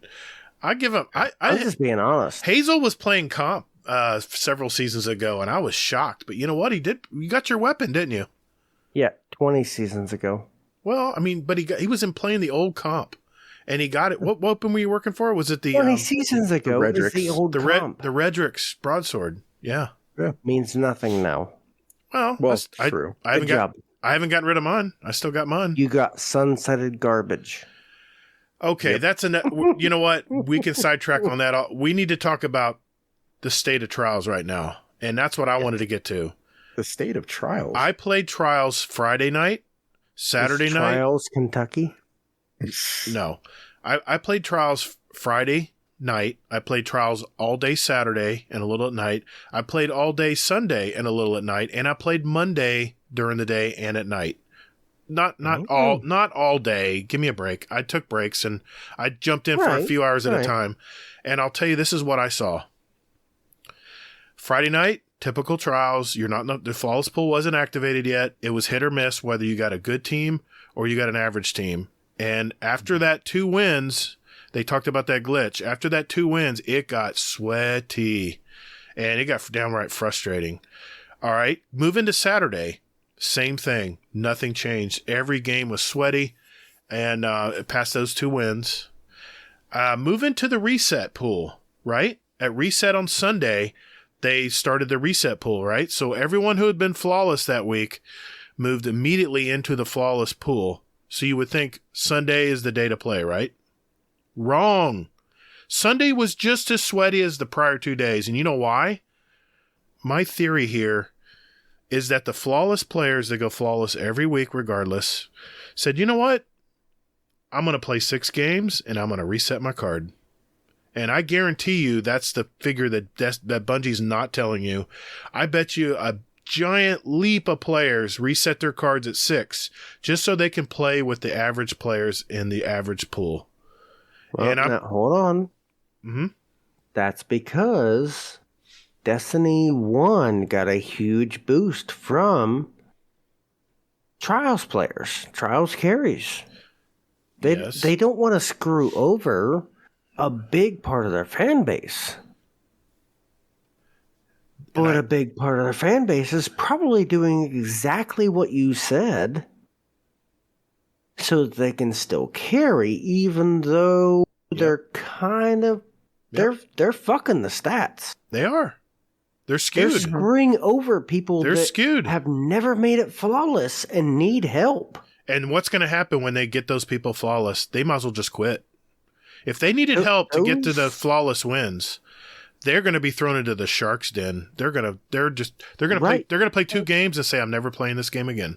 Those flawless carry streamers are the people that go out on the street in Chicago and beg for money because they're quote unquote homeless, and then they hop into a BMW and drive home. That is what. I can't agree more. Yeah, you're right. I will say a chunk of the flawless carry streamers are. But here's what happened. Here's the funny thing, Arisenph0enix. Monday came along. A lot of these streamers, 20-somethings, had to go to work. Monday was a cakewalk. It's like you could feel the switch had been turned. All day, several times playing through the day Monday, and more importantly, Monday night. It was myself, Warcry, and Flip. And Flip doesn't play a lot of... he's hardly ever played any trials. And we went to 7 wins pretty quickly. And even Flip was like, I really need to go, but I love getting these drops after every win past 7.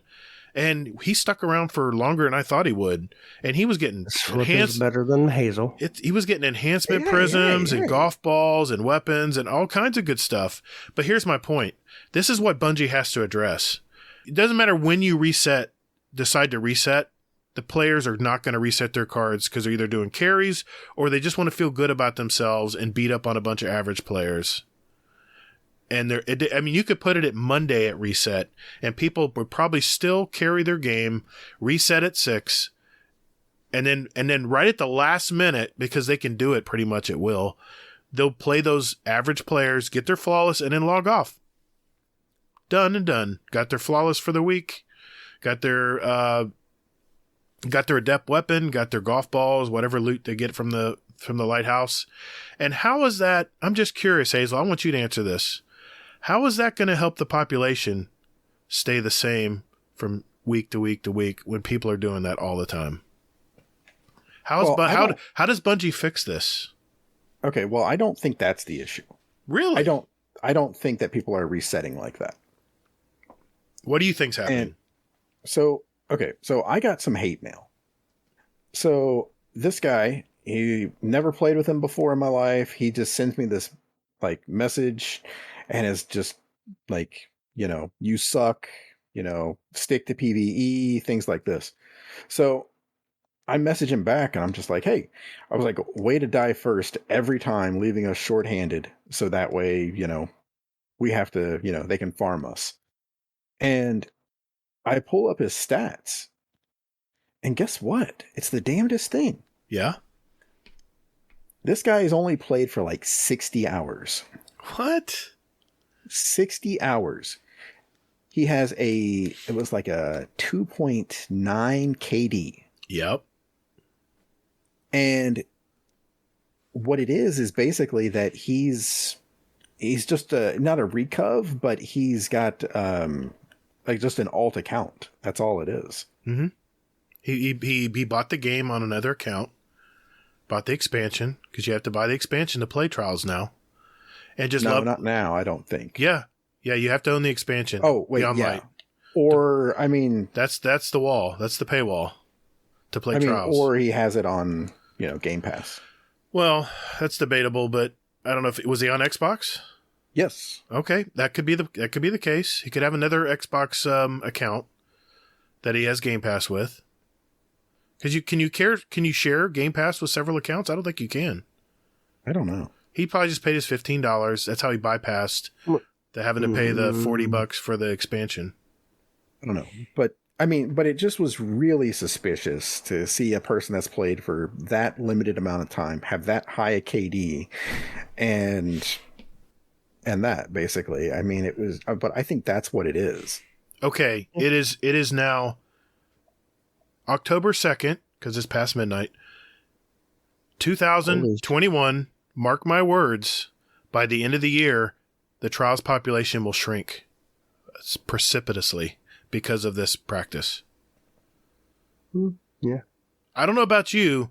I mean, like I said, I'm probably in the top third of players in PvP because I've played a lot. I've got my gun skill down. I played a lot of time. I put my time in.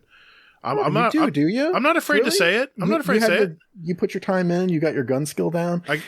And that doesn't make you a killer. I'm not a killer. I'm above average player. That's how I would say. I'm not a killer. Believe me, I can't carry people. I can't carry people at Lighthouse. I got to have people around me that are at least my skill level or killers. And I can guarantee you, going up against we went up against solos that were just taking us apart, man. They were taking us apart. And all I could say when I was playing with the group is these are all flawless players. I know I've played enough PvP. I know how the good players play, and all of these players were flawless players. They knew when to pounce. They knew when to collapse. They knew they were moving circles around me, and I felt just freaking small as hell. And I'm like, this is the non-flawless pool? Really? I don't think so. So what am I going to do? Until Bungie can fix it, I'm going to wait until Mondays to play Trials. Because it makes sense, because it does. They're gaming the system. I'm fucking gaming it.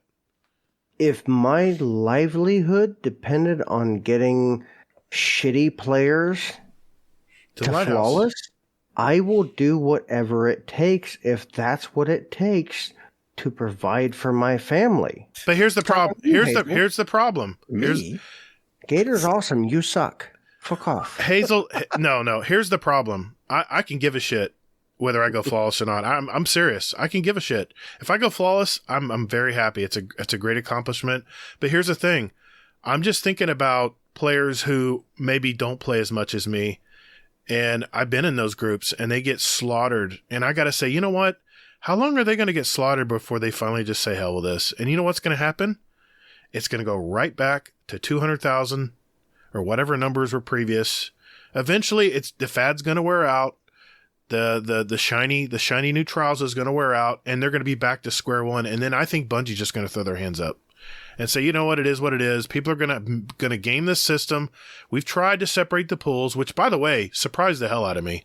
When I mentioned that several months ago or a year ago that they should separate, and you said it too, Hazel, they should separate the flawless players from the non-flawless players, and then everyone would have a good time, right? Or put some kind of skill-based matchmaking in. Do something to correct the problem. And if they want trials to survive, they have to be able to attract the average player. That's all I'm saying. And what I'm worried about, and I could not play trials the rest of this year and be just happy and fine with it. I've got some cool weapons and stuff. It was great. Thanks very much. Thanks, Bungie, for at least, attempting to make a change here. But as far as the other players who see all these nice shiny weapons that everyone has from trials and they decide to dip their toe in and they get slammed, they're not gonna stick around. So I said my piece. Anything else you want to add, Hazel? Phoenix? I've bitched and moaned enough. No, I think that Phoenix has a point, is that, some people that I see out there are complaining about things that are you are playing trials, you can't expect just to walk in and get flawless. No. Here's my point. Bungie needs to decide. I'm not saying, that you're wrong or anything, Gabe. No. Just Simply simply saying it's a good happy middle ground. They have to meet us halfway. I don't know. But Bungie has to decide. They don't. Is it going to be a loot? Is Trials going to be a loot game, or is it going to be an elite game? And until they decide that, we need to just tell me what it's going to be, and I'll just know how to play it. Well, but it needs to be elite because that is the raid version of PvP. And only 10% of players if play you're raids. Not good, you're not good. And people need to accept that instead of saying it's unbalanced. And then what's going to happen, Phoenix, is you're going to have the top 10% of players that are going to complain that they're playing the same people every game. Yeah. Suck it up. But and that's the thing that I think that, I saw Cool Guy said the same thing, or Kami Cakes, one of those two fucking guys, whatever. But they were like, it has to pick an identity. Yes. Why does it have to pick an identity? It has to decide which way it's going to go. Because if they waver and stay somewhere in the middle, it's going to end up going the way it's going to go anyway. That's how Trials died. It's how Trials died. It was seeker sensitive, and it was not a true in-game PvP. I am fine with not going flawless if I know that I'm not in that top 10%. So if that top 10% is complaining that they're playing the same people, it's because you're that good. That's true too. I'm not going to feel sorry for you that you're that good. I appreciate you for being that good. But you're in 10% out of 100 that's that good. That's a moment of pride, not a downside. And here's the thing, the top 10% of players, whatever Bungie does, they're still going to do what they do because they're damn good players. Right. They're beasts. But all I'm asking for, if Trials is going to be a loot-based game, just make it competitive. I don't want to get 5-0 stomped. And we can talk about the flags and stuff. That they brushed on that already, but just make it competitive. Make it where it's a 4-3, a 5-4 game. Make it a close game.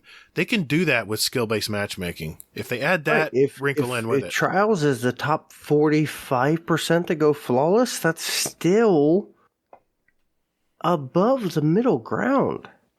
That's fine. That appeases everyone. And if you still don't make it in the top 45%, that's not Bungie's fault. Right. And that's what I'm saying is that, I don't understand why Bungie has to pick. Because it's they want people to love something they've put a lot of passion into. And I love Bungie for all the work they've done. Arguably, they've recently put passion into it. But they've always put passion into it. The community decides how much that passion is worth. True. Because Destiny has always been a wonderful game. But they're told that they're garbage by people that focus on a singular thing. And I'm not saying they're wrong by saying that Bungie didn't focus on what they love enough.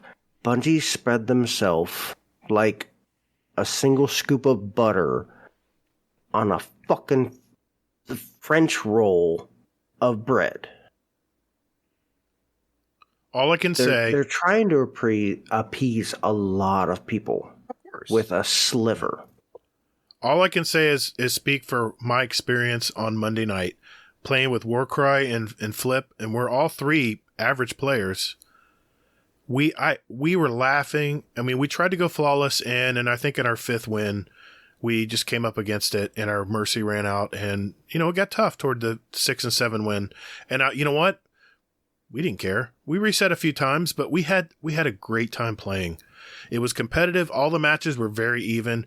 A lot of 5-4 rounds. We'd lose around 4-5. We were happy with it because it was it was a fair and competitive game. And isn't that why we play? Do we play? No, Let me ask you, do we play for 3 people to just run at us at full steam, run us over and what? 45 seconds in the game, the match is over? Is that fun? I mean, no. I'm sure they're having fun, but it's all about finding it. Games are fun. That's the point. Okay, wait. It's supposed to be fun. I'm confused. Okay, I need you to break this down for me, Gatr, because so you just want it to be competitive. You don't want the loot, then. I really, honestly, I'm being honest here. I have all the loot I got. I don't really... No. That's... I mean, but okay, if you didn't have that loot... Hit the reset button. I would first play for the loot. I would stay because it's fun to play and it's competitive.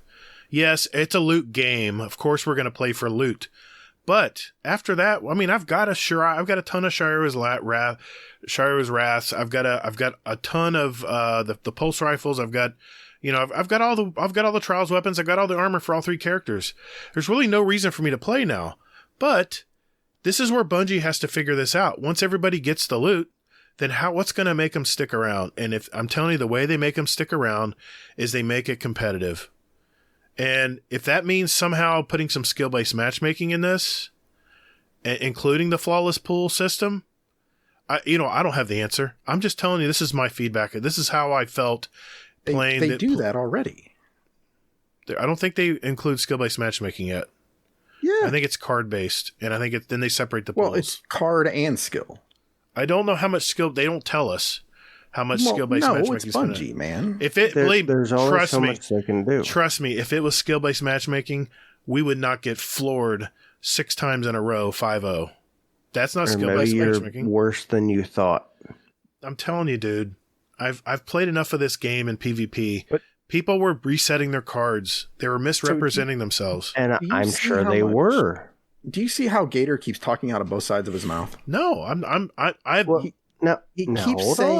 He keeps saying that he's an average player and this and that and the other thing, and then he comes around like 5 seconds later and he says that he puts in the work, he plays daily, he is, he does his bounties, everything else. And he, Gatr... That is 90% of the whole gaming community. What was my youngest daughter at 10 years old says she's the best Fortnite player. I'm here to tell you she sucks. Shit.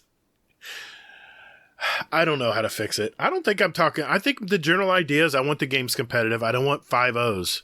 And, they've even stated that. They don't want a bunch of 5-0 matches back to back. Right. They even put you in a different pool. They even put you in like a beginner pool if you get stomped too many times. But as soon as you win one game, you're back in the mix again. It's about player versus player. It's not about if my low tier ass can beat Lupo. That's not balanced. I'm not asking for that. No, I'm not saying you are. no, I'm saying Hazel is asking for that. I don't know what Hazel. Am? Hazel, what is your position? I haven't felt your position yet on this. My position I'll is feel that this position. oh yeah, you're gonna feel it all right. So my position is that I think Bungie can do both. I think Bungie can make it a loot game or make Trials a loot situation as well as competitive. I just think that the player base has unrealistic fucking expectations about what they can do versus what they can't do. And what they feel they're entitled to. Because, dear God, little Tommy should fucking be able to go flawless because he fucking wants to. No. But no, that's not it at all. Sorry, Tommy, put your fucking pants back on. You're not going to get anywhere. So that's the thing, is that I feel that the community just has unrealistic expectations about what Trials is. And they have to acknowledge that it is, first and foremost, the top tier PvP. And if you want the loot, you're going to have to fucking either one, get good, or two, stop bitching about it. Yes.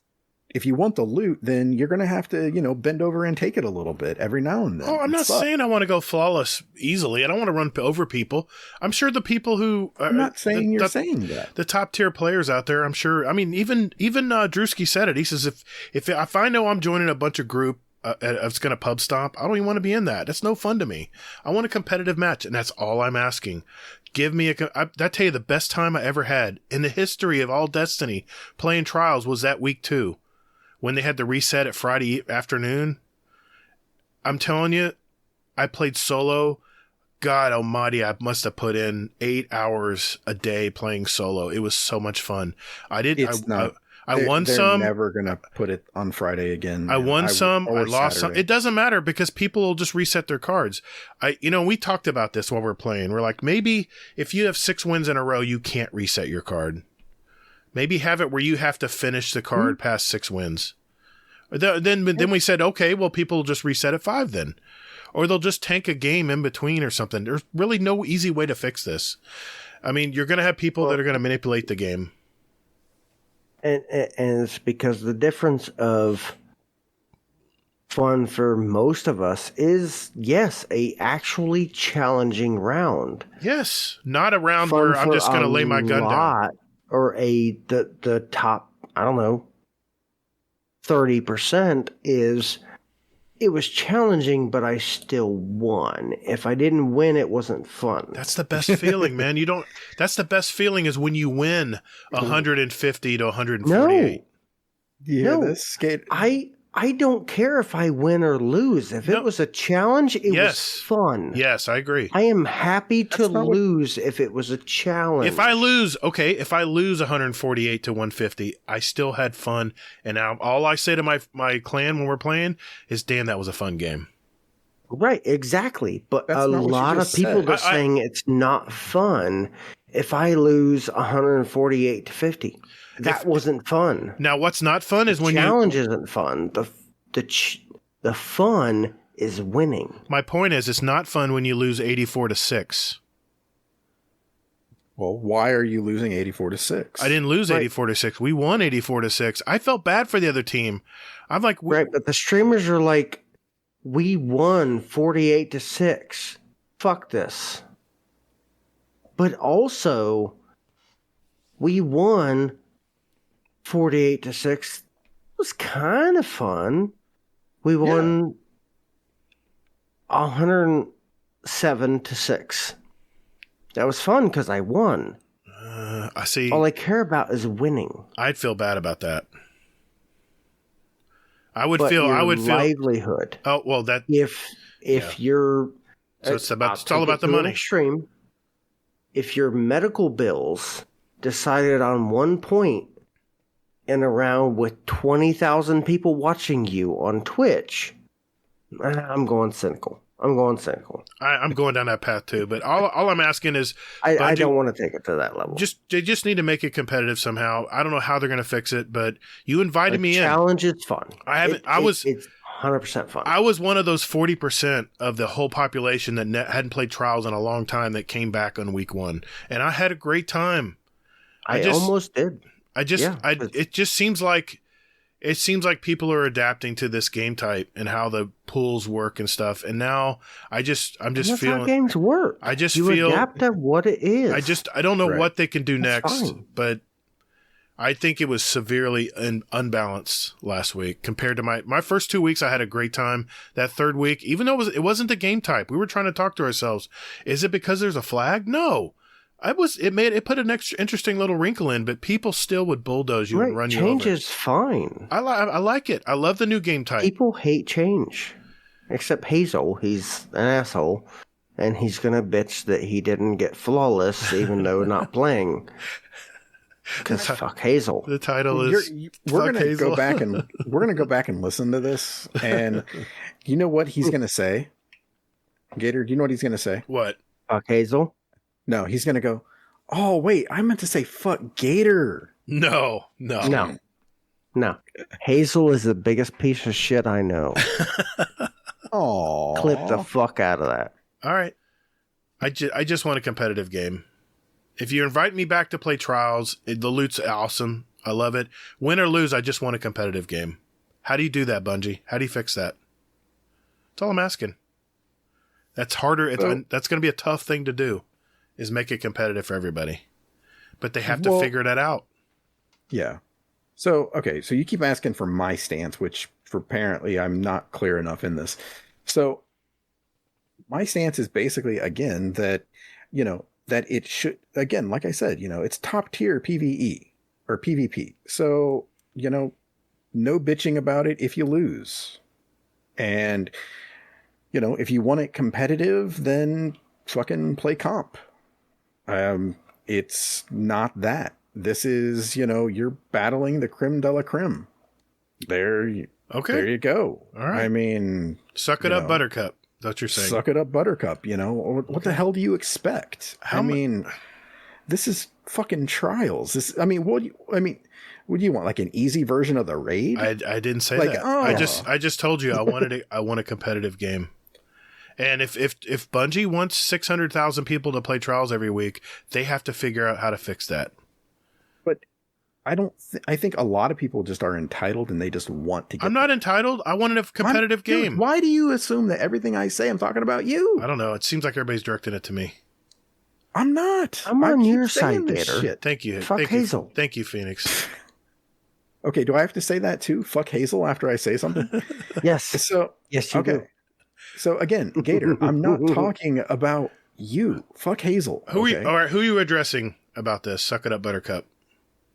The people that are like consistently on Reddit that are like, oh, Trials is terrible and things like this. And then there's also like the streamers that are saying, hey, Trials, I don't like it because it's basically like, like we can't turn the flawless pool on Fridays or Saturdays because it's, I have to carry people and things like this. Here's the answer to all of it. I'm all ears. In Like every argument, there's always side A, side B, and the truth. That's it. People only see things from their perspective. Mm-hmm. The people that are bad are going to say it's unfair. The people that are good are going to say it's too simple. Mm-hmm. What's the truth? And then there's the truth. If you suck, you suck. Yeah. If you're good, you're good. If you're medium, you may or may not make it flawless. Accept who you are. Because you can fight it as much as you want. Who you are is who you are. Your skill is what your skill is. You can't be playing for 2 months and expect to be top tier. All right. If you want to get better, get better. Yeah. Do what you can to get better, and you can. Wait a minute. Is this the same guy who told me on a Speakpipe last week? And it's not because I want to improve myself. That's because that's your answer to everything. Okay. But I still love you and fuck Hazel. I still love you and fuck Hazel. I agree. Well said. All right, Hazel. He's an unmoving asshole. I'm getting behind the bus and I'm starting to push it. So let's wrap it up. What else we need to talk about this week in the TWAB? I think we've aired our grievances and our opinions enough. I hope. I need a drink. It is what it is. I need Don't a drink. apologize.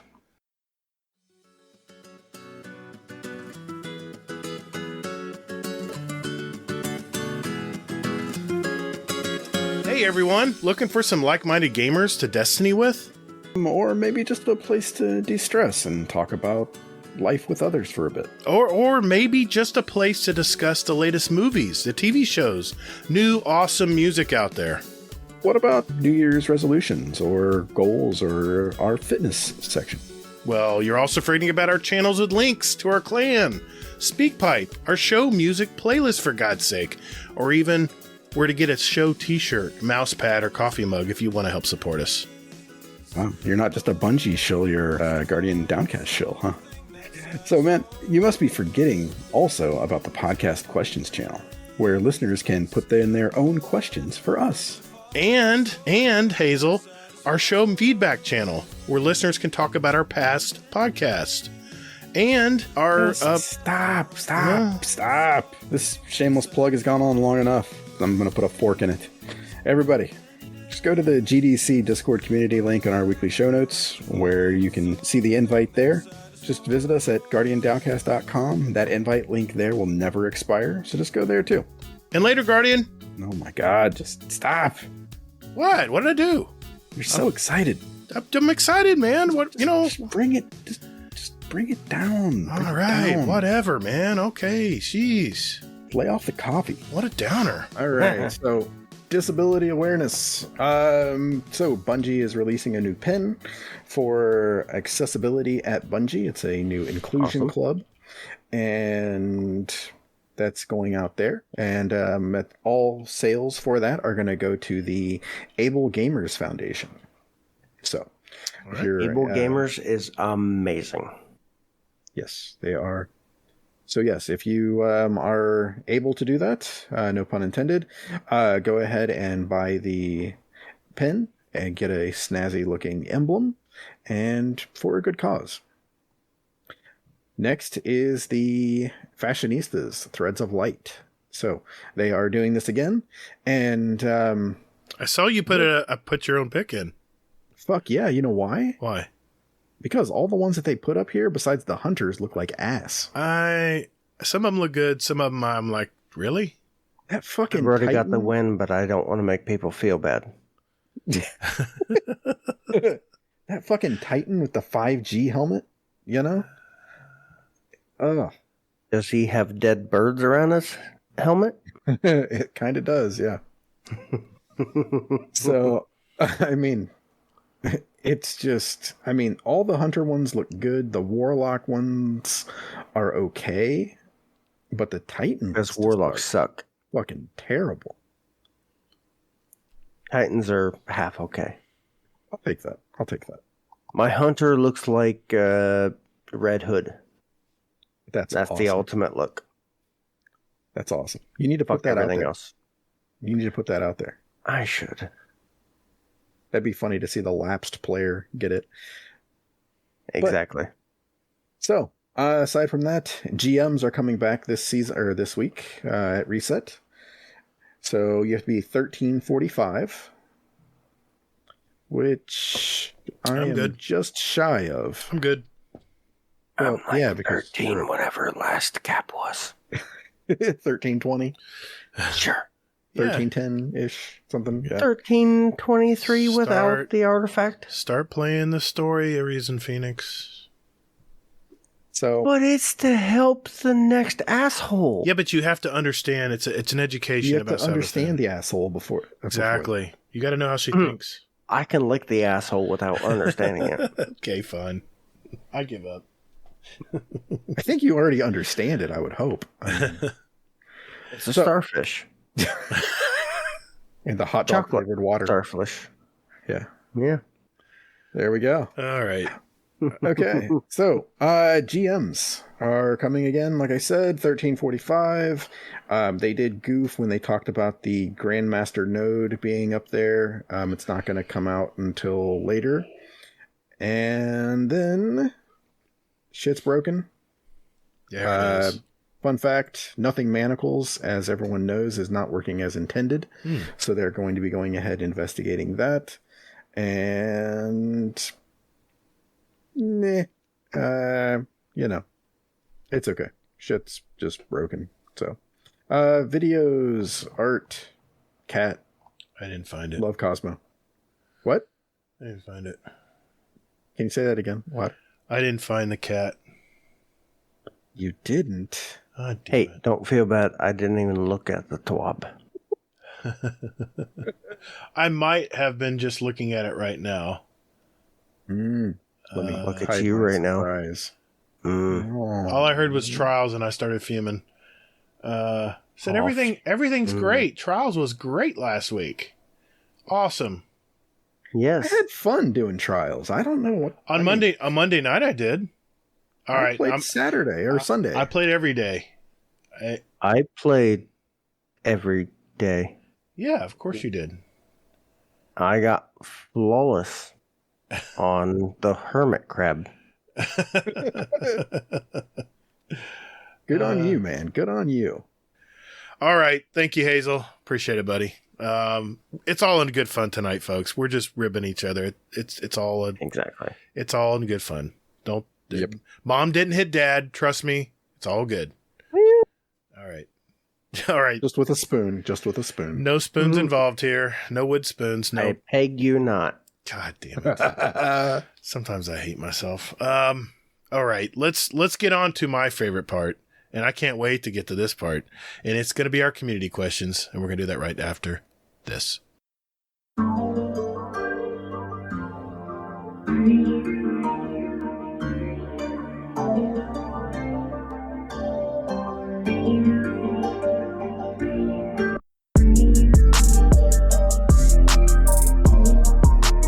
Hey Guardians, would you like to send us a question for the show? Well, there's 4 ways to do it. Number 1, join our Discord server. There's a join link in our show notes. We have some great gamers in there, by the way. And you can just lurk, or hang out, or jump right in and talk with us. There's also a channel labeled Podcast Questions where you can type in your question for the show. You can also email us at guardiandowncast@gmail.com, or we also tweet out almost every week about our upcoming show, guest, and you can respond there with your questions at guardian_d_cast is our Twitter handle. Finally, you can send us a voicemail with your questions at speakpipe.com/guardiandowncast. Remember, that's all one word. And we'll play it on the show for you guys. Speakpipe is honestly my favorite thing. But anyway, thank you for all you guys do, and toddles. And later, Guardian. All right, ladies and gentlemen, it is my favorite part of the show, and it is where we get our community questions from our Discord, from our Speakpipes, from our emails, our Twitter accounts, all that good stuff. And we have, of course, some awesome Speakpipes. And if you remember on last week's show, Mr. Sweaty Spooks had a question for Uncle Scumdeath. And just to remind everyone, this was the question Sweaty Spooks asked. Hey everyone, Sweaty Spooks here, and I got a question for our good friend Uncle Scumdeath from across the pond. So, Uncle Scumdeath, if you're hearing this, my good friend, I wanted to ask you, would you just call an English muffin just a regular muffin in the UK, and then call our traditional idea of a muffin as an American muffin? Just curious. That's all for now. Thank you so much. Love the show, guys. Bye. Thank you, Sweaty Spooks. And this is what Uncle Scumdeath said in reply. Hello, Scumdeath here. And I believe in the last episode, I got called out by my main man, Sweaty Spooks. How you doing, brother? And he asked the question of what's the difference, in my eyes, of an American muffin and one over here. In my eyes, a muffin is an individual-sized baked product. It can refer to 2 distinct items, a part-raised flatbread that is baked and then cooked on a griddle, which I believe is an American muffin, but ours are more like a cupcake-like quick bread that is chemically leavened and then baked in a mold. So my answer to this question, young Sweaty, would be yours are more rectangular and ours are in a little cupcake little holder. So, yeah, probably the same ingredients, dude, but different shapes. Anyway, I hope that answers your question. All right. Hopefully that answered your question, Sweaty Spooks. Question asked, question answered, right? I like it. All right. We'll let the listeners decipher that. We do have another question for the show, and here is one from Uncle Scumdeath. What do you got for us this week, Uncle Scumdeath? Hello, Scumdeath here. I'm at the football, and I've bought a raffle ticket, and guess who's just won? Me. 20 quid. What do you reckon, bro? Jammy swine. Oh, yes. So that's 20 quid in my pocket. So my question for the show is, when was the last time you won something? Love ya. Bye. All right. When is the last time we have won something? What do you guys think? Last time I won something? Yeah. Fuck, I don't think I've won anything ever. You won my heart. You can't. That's a boner. You can't suck up right now, Hazel. No, it's not going to work. Yeah, fuck you, Hazel. This is the Fuck Hazel episode. He forgot. He forgot to say fuck. He did. I did. That's why I threw it in. I did. No, actually, the last time I won something, I won an Xbox One X. Really? From Taco Bell. Did you really? Yep. I remember that. 100%. Damn. What are the odds? I was working second shift. I stopped at Taco Bell on my way home. And, I bought the $5 box or whatever. And it was like, oh yeah, enter this code to maybe win. And I was like, okay, fine, whatever. So I put in the code at like 2 o'clock in the morning or something. And then I got an email. Okay, respond to this and, give us some information to follow up. And then it asked me for my address and phone number. I'm like, really? For a fucking 20-cent taco? Oh, shit. And then it popped up. The prize you won is an Xbox One X. Wow. The fuck? Wow. And sure enough, it showed up like a week before they even released. But fun fact, the Xbox Ones, or the Taco Bell Xbox Ones, do not have the Taco Bell song when you push the power button. What? I don't know how that rumor got started, but it does not exist. Wow. Does it have an emblem on it or something? No. Oh. It's just an Xbox One X. Okay. It might be better. It's a foot away from me. Wow. Yeah. But I got it from a $5 fill-up box or whatever. That is crazy, dude. I didn't think anybody ever won those. Forza and some Taco Bell, racer gear or whatever. Uh-huh. But there's nothing different about the sounds. Wow. But that was a pretty big win. I forgot about that. I didn't know anybody ever won those stuff. I always thought it was a promotion that they never gave any away for. And that's why I never play it. But Yeah. I just happened to try it at 2, 3 o'clock in the morning, and I won. Good for you, dude. Yeah. I remember when you shared that in the Dad Tales Discord. Yeah. We were all going wild for you. Like, yeah, that's awesome. Oh, my God. I think it's mainly just because we never thought anybody would win those either. So, Yeah. Yeah. What about you, Hazel? You ever win anything? shit. He won his wife because she's a prize and he's an ass. I'll go with that. Good answer. But yeah, aside from that, I was going to say, the last time we, I guess, won something, I was going to say was the music award for playlist. Not worth as much as your wife. True. Yeah, that was pretty cool. But he asked when was the last time we won something, and I would have to be honest here. My bowling league, we have big jackpot drawings, and they draw a ticket. This is a full 40 lanes. It's a full house. and the prize was $3,000. And we got our ticket drawn, but here's the kicker.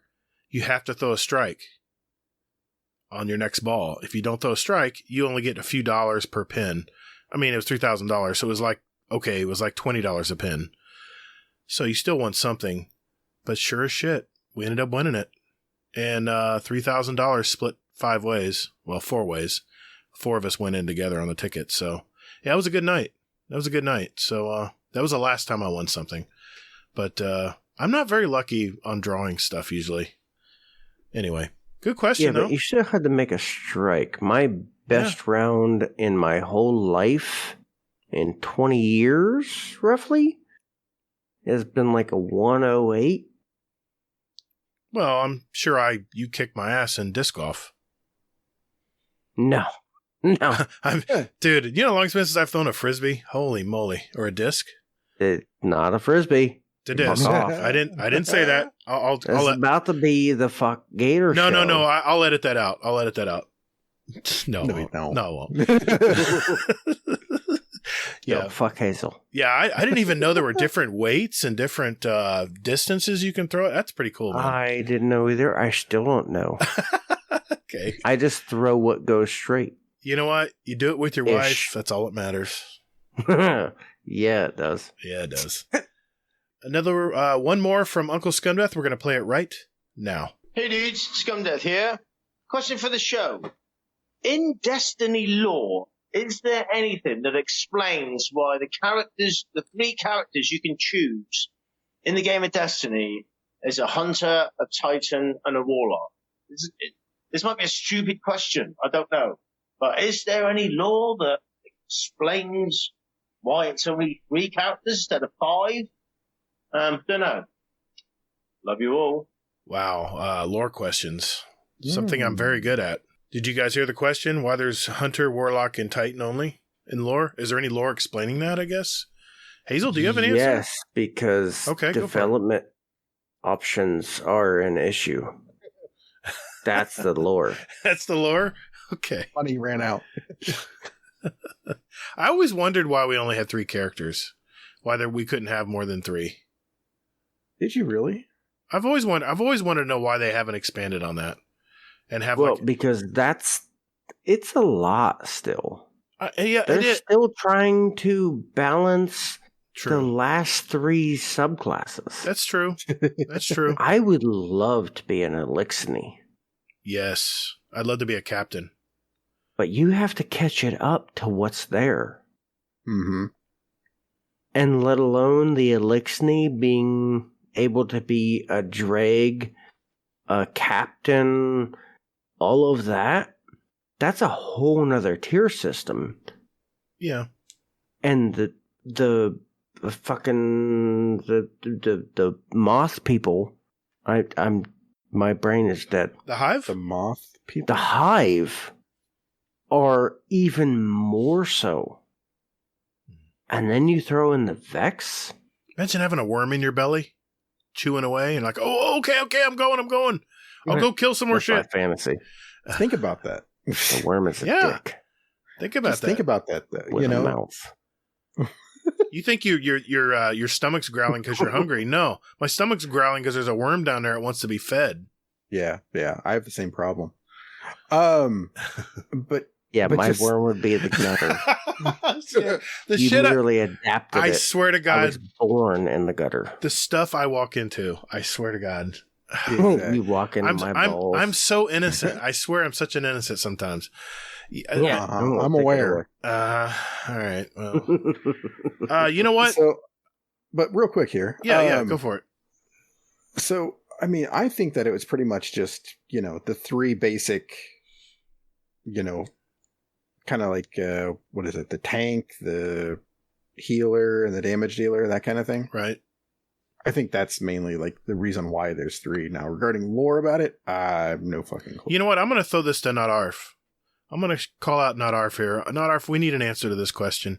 Hello, Arf here to answer Uncle Scumdeath's question. Now, there isn't anything specific in lore. There's many points of people or Guardians using supers in the very early days of the Risen, in the time of the Warlords. Now, from what I can tell, piecing the little bits together is that basically what happened was that as the city formed and the warlords dissolved and became accepted into the Vanguard, they said, your super is very similar to another person, so you go train with them. And over time, these similarities eventually evolved into the 3 classes that we actually see today.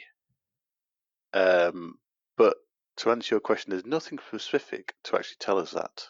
I hope this helps. Love the show. Bye-bye. Thank you, Not Arf. Well, there you go, Uncle Scumdeath. Question answered. Hopefully that satisfies your question. And thanks again, Not Arf, for dropping that message for us. We do appreciate it. You can catch Not Arf on Two Titans and a Hunter podcast every week as well, with Mr. Night Demon, Mr. Parody, and Mr. Respawn. So check them out. You know, Apex added more characters. Yes, I know. There's no big story and stuff to worry about. But I don't know. I was curious about that too. I've always wondered that, actually. So good question, Scumdeath. That's what I was. That's the other thing I was going to say. Yeah, is that imagine that you're a hive and your health keeps depleting unless you kill something. Oh my God, what pressure! Jeez, that would be pretty cool. That would be. Play Dark Souls. God, I haven't. I've been too afraid to play it. I've heard so many nightmares about that game. Anyway. Mm-hmm. All right, I'm gonna pick the first one from their Discord tonight, and it's from our buddy Chubby Wizard. Question for the show: I think Mara's guards are some of the coolest NPCs in the game. I love the way they watch you, and really like that they are holding guns we can actually use. I think these little details add a lot to the game. What do you guys think? Thanks, love the show. Phoenix, what do you think, man? Well, you haven't played the story, so moving on. Well, no, I think I'm sorry that they spent too much time showing us NPCs with shit we can't touch. So NPCs actually using stuff we can use is major. And that's awesome. Yeah. I assume he's not lying. But my evidence is he is, because, I haven't played this season, even though I want to, but it's a 6-month season, so I have plenty of time. Play the story. But no, I 100% love the idea of everything meshing. Yeah. Because we have spent so much time, that gun is awesome that Petra's using. Mm-hmm. The fuck is that? Right. Won't know for 4 years. True. Well, no, she was using the Vestian Dynasty. Vestian Dynasty, we got that pretty early. We got it in Forsaken, right? Well, actually, we got it. We got it in Destiny 1. Oh yeah, we got it in D2. Forsaken. We did? Yeah, Forsaken. Okay. Yeah. The Supremacy. I got into the game just early enough to get the Supremacy in D1. And it just came into D2 in Forsaken, I think. And I fucking loved that gun because it was so exclusive, but it was a badass. Now it's garbage. It was garbage in that season. But just have that. So that shows how great the game has become, is that, the weapons they're using now. And you can get them. It's not some MacGuffin that, yeah. I got you. Yeah. Okay. Well, that was one of the things that kind of took me out of Season of the Chosen or whatever it was. Just because, the NPCs in that one, they didn't pay you any attention. They didn't look at you. Right. They didn't do anything. Never said anything either, usually. Right, exactly. It was like one of those things because you didn't realize how much that Bungie did that until they didn't do it. And then it was like, oh, well, that's weird. So yeah, I mean, I definitely love that. Cool. All right, Hazel, want to pick one? All right. R. Okay. I really like this one. Uncle Scumdeath, question for the show. Going to a rave in Ibiza would be my worst nightmare. What would it be your worst musical nightmare? Musical nightmare. Oh, I already had mine. What would yours be, Phoenix? Any musical ever? Good choice. Musical. Good choice. But as far as like a musical concert, I don't know, Britney Spears, Justin Timberlake, any basic bullshit. Yeah. Any new artist for the last? What's that? No, I did not. NSYNC is garbage.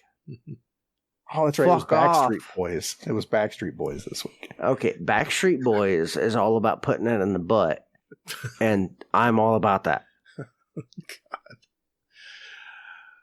Why did I do that podcast? 98 degrees, that's how you aim your dick into the butt. Oh, God. Oh, my God.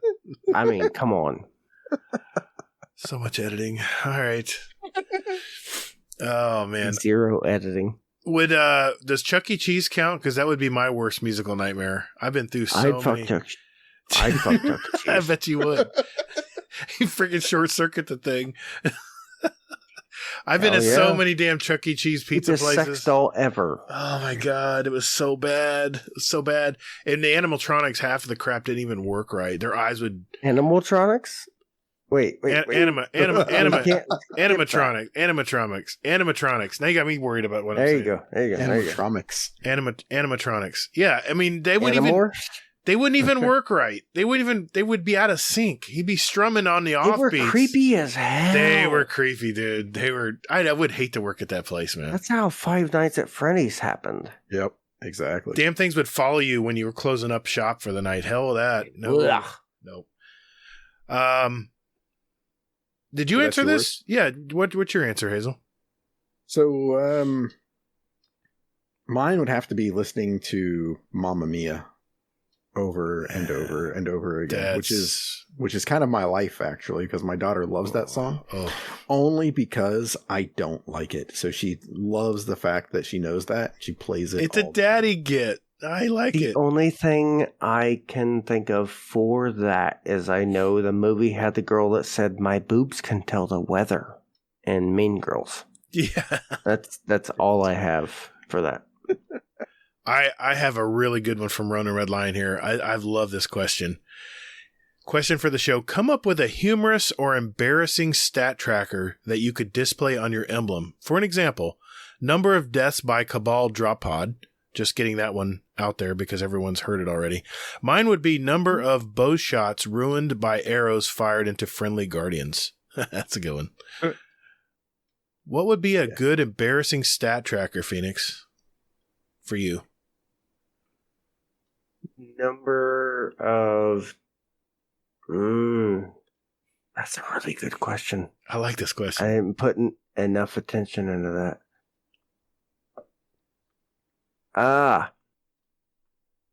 Number of legendary shards invested into deleted items. Oh, yeah.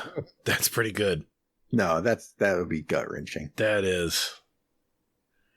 Wow. Hazel, what's your answer?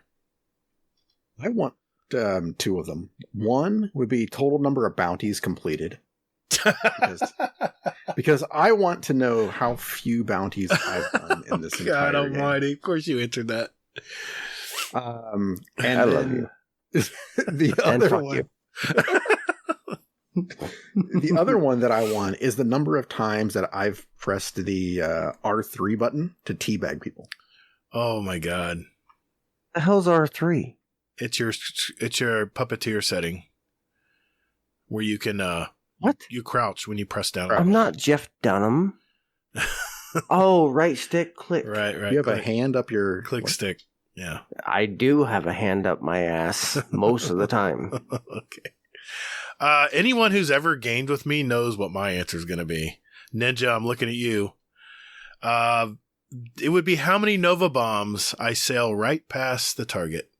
They just float right over their head. That's why warlocks suck. You did that in the raid too. It was we don't need to go back to that. Okay. Yes, we do. No, we're good. We're good. Yeah. Fun fact was when Ronin Red Lion said this, I actually thought about that raid because he kept calling us all out whenever he kept shooting us in the back of the head. He did. I remember that. Oh my god. I have one for Phoenix, but I'm saving that one for last. So okay. Go I ahead, have one for Phoenix. Okay, go for it. It's from Uncle Scumdeath. Okay. Question 4, Arisen Phoenix. What's your favorite music video? Ooh, okay. That was the question that fucked me up the most. That is such a wonderful question.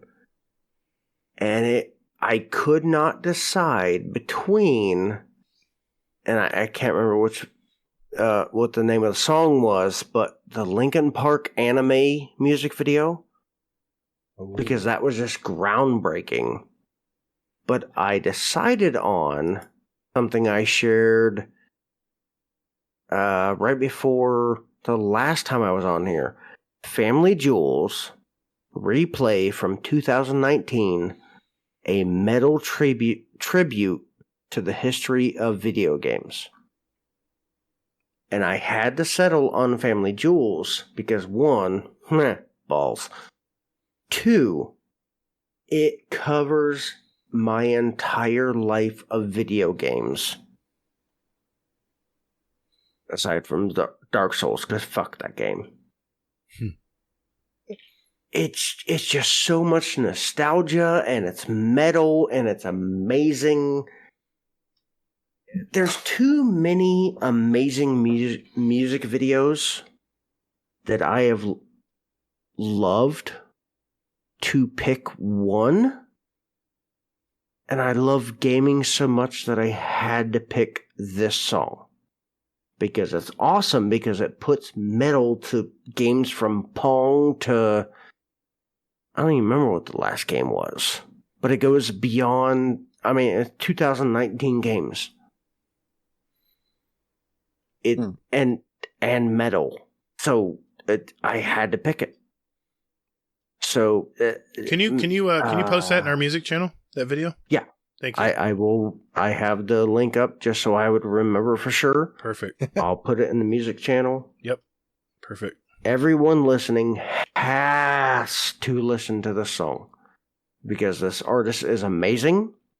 He's not a big guy.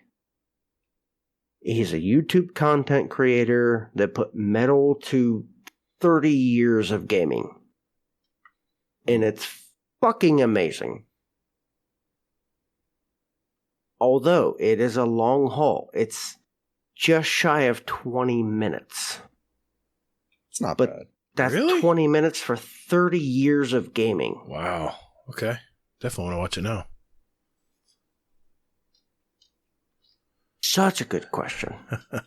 Fuck you, Uncle Scumdeath. That's his way of saying thanks. I love you. Okay. So that's what you've been telling me all along? Thank you? No, not you. You suck. Oh sorry. Scrub. Gatr is the best person to ever live, ever. Awesome. Wow. How much did he pay you? All right. I'm dick. Moving on. I think it's my pick. Trying to get some of the more of our archived ones here. Okay. Oh, wow. Jealous the Kid, question for the show. What would your walkout song be for what sport? Mine would be baseball and Money for Nothing, right when the guitar intro starts, written. What do you think? What would be your favorite walkout song and for what sport? Phoenix? Oh, jeez, what the hell is that song? Shit. The only thing my brain locked. Johnny Cash Hurt is all I can think of. Okay. All right. Amazing song. Yeah. Yeah, very good song. All I can think of. Okay. All right. What sport would Love it be? Johnny Cash. What sport would it be for? Disc golf. Okay. Yeah. I like it. Because it would chill me out and make me consider my throw versus rushing it, which is what I usually do. Right. Yeah. What would yours be, Hazel? Can't think of one. But the only thing I could think of is the only song, because he mentioned Linkin Park, was One Step Closer. That's a good one. That's a good one. So, yeah, not a bad song at all. So Everything Linkin Park is amazing. That's the only point you have tonight. Fuck you. Okay, well, just keeping up with that, then. I would disagree. I would say, like, their earlier stuff was better. I'm sorry. I'm going to interrupt. Hmm? I got mad last night because while I was trying to pick out my favorite music video, YouTube's like, hey, it's the 20th anniversary of Hybrid Theory. Mm-hmm. Fuck you. No, it's not. Fuck. What? How? How has their second album been out for 20? No. I'm not that old. I am that old, but no. Yeah. It hurt. Man, I tell you what. You cannot go wrong with Rage Against the Machine as a walkout song. I would go with Wake Up, the very last song in The Matrix. Yeah, I'll give it. Oh, yeah. Yeah. Imagine the guitars kicking in. I don't know, sport, I guess baseball. That would be the best place, going up to the plate. That would be an awesome Minor song. league baseball? I don't care. Don't matter to me. Could be my softball league. I don't care. No, it should matter. Minor league is better than major league. Okay, I'll take that. I just want to hit the ball, man. Give me the Wake Up song by Rage Against the Machine. That's what I pick. That one always comes to mind. That's good. Yeah. All right, Hazel. Let's see. I'm looking at time here. Want to pick one each? I know my last question, but yeah, I know you do, because I'm not touching that question. I'm letting it simmer. Ferment. Well, yeah, exactly. I'm letting it test his delicate sensibilities. Testy, my delicate. It does have to work with testes, yes. Yeah. So you know what? I'm going to go to the pinned. That's what I was doing. Touch those in a while. Right. Okay. What the fuck is that? Why do we have all of this pinned in here? What the fuck happened? These are questions I haven't asked. It's because they got pegged for a while. Don't start. Is that like Gatr too? Got pegged for a while. But we have some other stuff. You haven't? There. I've never had the pleasure, unfortunately. You're missing out. $20 is $20. Yeah, I know Gatr keeps telling me I need to do it, but I just haven't had time. I'm not even going to acknowledge any of this. So, that's not a question. Well, get rid of it then. My brain hurts looking at some of these. Am I even in the right fucking channel? You're probably not. You in podcast questions? Yeah. Okay. I'm looking at a bunch of questions here. I don't know what you're looking at. He's not. Hazel's a scrub. Oh my god. I might be drunk. So, Golden God, how do you like your coffee? Okay. Coffee. A little bit cream, a little bit of sugar. In a 12-cup pot, there better be at least 8 hefty scoops of coffee grounds. Other than that, it's Bob Evans garbage dark water. Oof. I use Keurig K-Cups. Yes, I know. I'm not a coffee purist. It would be 2 hazelnut cups of coffee. Oh, yeah. There's some of that in there. There is. You like hazelnut in your coffee. Shit. Why did I even say that? I should have picked Maxwell House. Anyway, 2 K-Cups, and my mug is a mug my son got me from Minnesota. It's a full, 16-ounce mug. So I get 2 8-ounce cups of coffee in one mug at one time. And 2 8-ounce nuts. Something like that. Oh, yeah. And, I like 4 Splendas and a little bit of cream, yeah. Not real cream. I use the imitation stuff. But it's all good. Are you trying to live forever? Maybe. All right, smartass. How do you do your coffee? Oh, here we go. Hold on, let me get my notepad. Okay, ready? I'm ready. All right. A little bit of cream, and that's it. Oh. What kind of coffee do you use? I use some, local kind that's around here that's pretty decent. Okay. So. Like a local brew? Okay. So you're a hipster. Yeah. That takes garbage coffee and barely blends out super pale ale style coffee. Okay. Sure.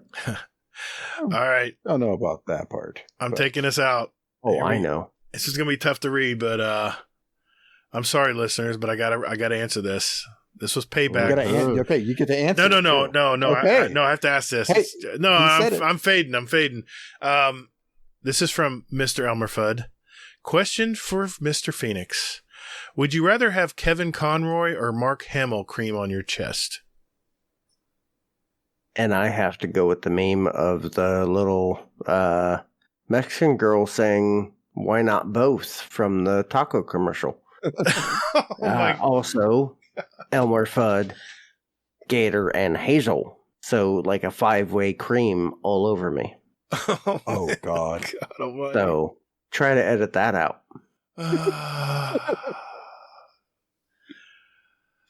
Hey, listeners, if we didn't get to your question, we still got them. So yes. we have them pinned. We'll answer them on our next show. And next week it's Drafty. So bring some questions Drafty's way as well. If you think Drafty's episode will be easier, you're wrong. Yeah, exactly. Oh, God, help me. Yeah. Dear listener, if we didn't answer your questions because we talked about fucking trials for 8 hours. Yeah, we do apologize. We do apologize about that. But speaking of Mr. Fudd, he has something to say. So I'm going to let him say it. Guardian Downcast. Guardian Downcast. Yeah. Guardian Downcast. This is an intro. Guardian Downcast. Guardian. Not copyright. Guardian Downcast. Thank you, Mr. Fudd. This is the last segment of our show. This is where we like to pick our songs for our award-winning Guardian Downcast show playlist. It's just a sample of what all of us here like to listen to. Maybe a favorite song of ours, at least for the week. And we invite you to listen to it as well. Just search for Guardian Downcast show playlist on Spotify, and we also have it on iTunes. I always have the links for all of those playlists in our show notes, so look for those if you want to follow along. So what we add every week. We now have 809 songs, 58 hours, and 1 minute of music representing all of us and all of our past guests since we started this podcast in 2019. And sometimes I'll put some music videos in our music channel and on some of our picks that we choose for the week. So I'm going to start with Mr. Arisenph0enix. What did you choose for tonight, sir? All right, so to flip Gatr on his head, because that's the best spot for doing extracurricular activities. Oh, God. To play it nice. My first pick was La Vie en Rose from Louis Armstrong. I was surprised. Well, here's the trick. You give the history of the artist yep. and the song, mm-hmm. and I'm giving my history of finding the artist. Nice. All right. And weirdly enough, like I kept a tab open for my second song to remind me, but I need no reminder of Louis Armstrong. Starting, like, I'm old enough that I actually had multiple TVs that had VHF and UHF knobs. Me too. Including, and even radios.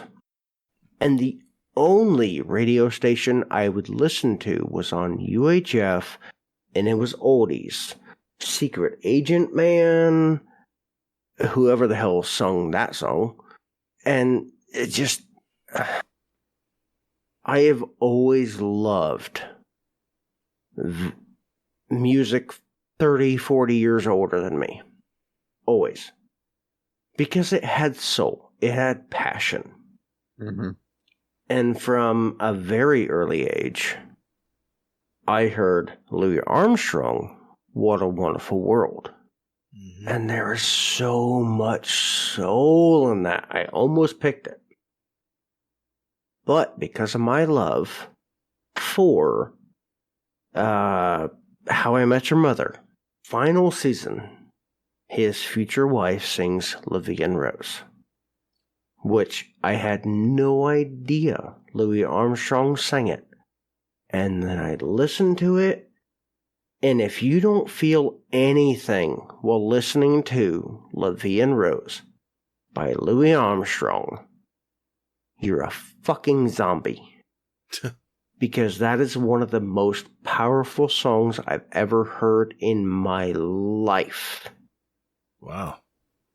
So I could not, I couldn't not put this song in this episode. I couldn't do it. Because it's one of the best things I've ever heard. Period. Because it doesn't need words to portray what it's saying. This beautiful man just put it out there through his instrument. And it's beautiful. Well said. I'll leave it there. Yeah. Nice. So, and continuing in my history of this song, mm-hmm. My second pick was Where I Belong, featuring We the Kings and State Champs, is from Simple Plan, which I thought they were done. I met Simple Plan back in 2001, 2002. Really? Roughly. When they're like, to my knowledge, their big track was I'm Just a Kid for the movie The New Guy. Which I have loved ever since I first frickin' saw it. I heard the song on my bus and fell in love with their style. Man, then I watched the movie and I was like, oh, that I'm not allowed to watch that, but I'm going to watch it. Because I grew up in a reserved home. But I have loved Simple Plan ever since I first found them in my junior or freshman or sophomore year. I haven't heard because that in a long time. They have, just like Louis Armstrong, they have passion in their music. Passion will drive a song. New music does not have passion, and I care about passion. So that's why I picked these two songs. Where I Belong from Simple Plan, We the Kings, and State Champs will hype you up until you blow your load into my ass. That's the best way I can put it. Okay. Oh, jeez. Bold. Very bold. Very bold. Yes. Thanks, man. I love you. I'm a pervert Thanks. since birth. Yeah, but thanks for putting the time in that, man. Yeah. I appreciate that. Nice, man. I love A Simple Plan. I still remember, like, no pads, no helmets. What is it? Just balls? Yeah. Yep. No pads, no helmets, just balls. Yep. I love And it. I felt like kind of flipping Gator's thing on its head because Gatr is clearly the best person of this podcast. Thank you, and sir. Fuck you, Hazel. You're welcome. But while I'm not going to look 50 years in the past to find out where a band started, I will follow a band from when I found them Means more anyway. to now. Yeah. I like it. Because that's where I connected to where I still love them to death. Why it's important to you. It's all that matters. Exactly. Nice. Well done. But you're so old that you can, combine songs to Caveman days. But I still love you. Okay. All right. And my songs... Hazel's so young he can combine things to 2 years ago. Right. Speaking of which, what did you pick this week, Hazel? Go on, let's hear it. I'm like the same age as you, Phoenix.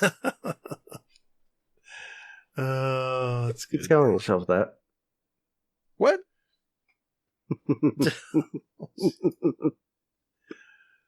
So, my first pick is Bring Me the Horizon, Die For You. So I kept going back and forth between this one and another one, and I just flipped a coin, and this was it. So that's what I went with. Just a nice, just kind of, it's what I would say would be like a happy screamo song, which isn't really happy at the end. So, yeah, I like it. And then Stabbing Westward, Shame. This is just a fantastic song from, I want to say, like the mid-90s that, I mean, will just take you back if you were there. And if you haven't heard it, it will definitely give you some feels. Very cool. Okay, let's see. I wonder what Gatr picked this week. Prog rock, and prog rock. Actually, shit no one cares about. Actually, this first band I picked is very underrated. They're very big in the UK from what I hear, but they're not so big in the United States. I don't know why, because I picked several of their songs in our playlist. They are from... Mizio? No. They're from Bury, Greater Manchester, UK. They formed in 97. They actually won the Brit Award for Best British Group in 2009. My song is off their debut album back from 2001, Asleep in the Back. It's the song Coming Second, but it's the Fink mix, which totally makes it just an entirely different song. It's really, really good. And the synthesizer it'll wake you up. Anyway, it's like I always come first. It's one of my favorite groups, and they're always under the radar, and it's Elbow. And they just released a new album that's going to be coming out very soon called Flying Dream.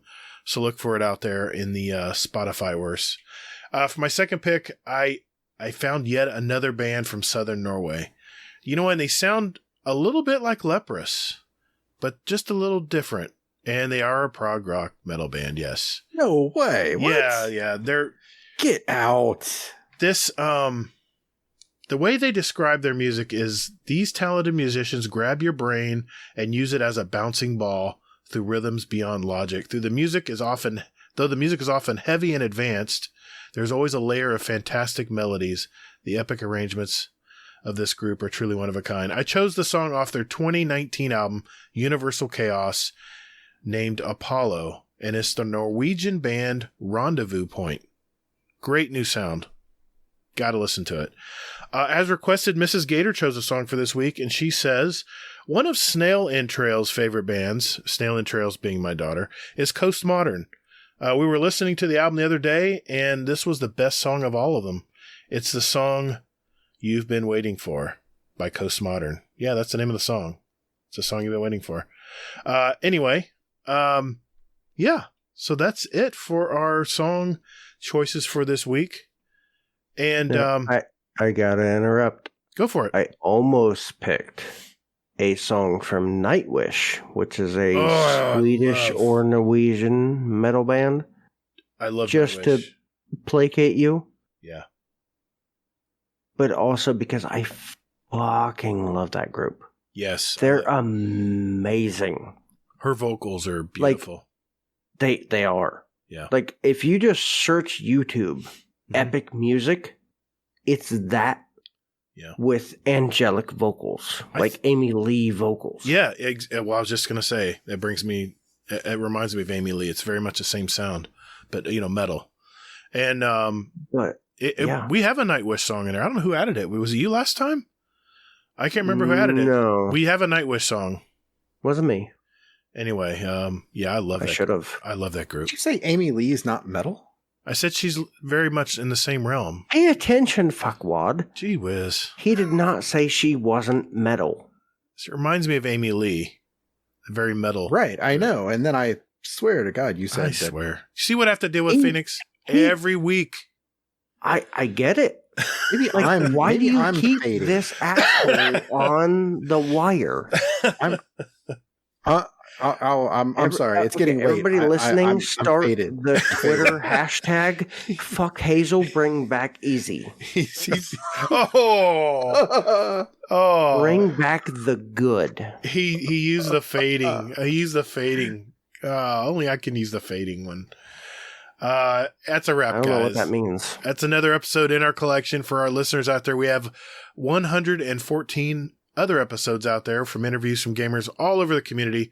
So look for those, especially if you're just finding out about us. Hey, Phoenix. Had a great time, dude. Great time tonight. Great time. Thank you for coming on, man. I know you probably had a few.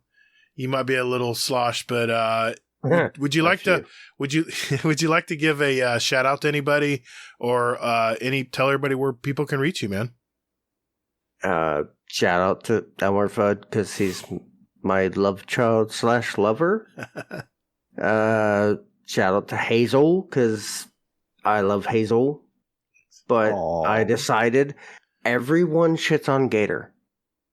Yeah. No one shits on Hazel. Exactly. Fuck Hazel. Exactly. Gatr needs some love. Fuck all y'all for not just fucking up the cycle. Nice. I like it. But that's what I do. Arisenph0enix on pretty much everything. Instagram, it's Arisenph0enix, which I just started Inktober again, even though I don't have time to do it. But I wasn't going to do it this year, but my oldest got really disappointed when I said that. So now my Instagram is going to be my post plus hers. She's a way better artist than me. But if you happen to see Arisenph0enix on Instagram, to explain mine, I'm colorblind. And today's word was crystal. So I kind of used the crystal as a prism. So on the right there's red, and on the left there's orange. Because most of the time I see oranges as some form of red. And on the right there's blue, where on the left there's purple, because I got made fun of in elementary because I wore a purple turtleneck that I thought was a dark blue. And on the right there's green, on the left there's yellow, which I can never tell the difference because light green looks like yellow to me. So it's a bit of fun. My first few pictures look like shit, but eventually by the end of the month, it looks pretty decent. Do like my daughter did. She ran my Instagram account for like 2 years, and I finally said, "Oh, what's this? I have an Instagram account." Yeah, Dad, you opened it like 2 years ago. I'm like, "Oh, okay." But but your daughter has a brain. My daughters don't. They find Ooga Booga the funniest damn thing they've ever heard, and they post it on everything. Okay. But also, they don't have social media, so they're a little behind. I got you. I follow that. Well, thanks, man. We appreciate it. Yes, I love you guys. We love you too. 100%.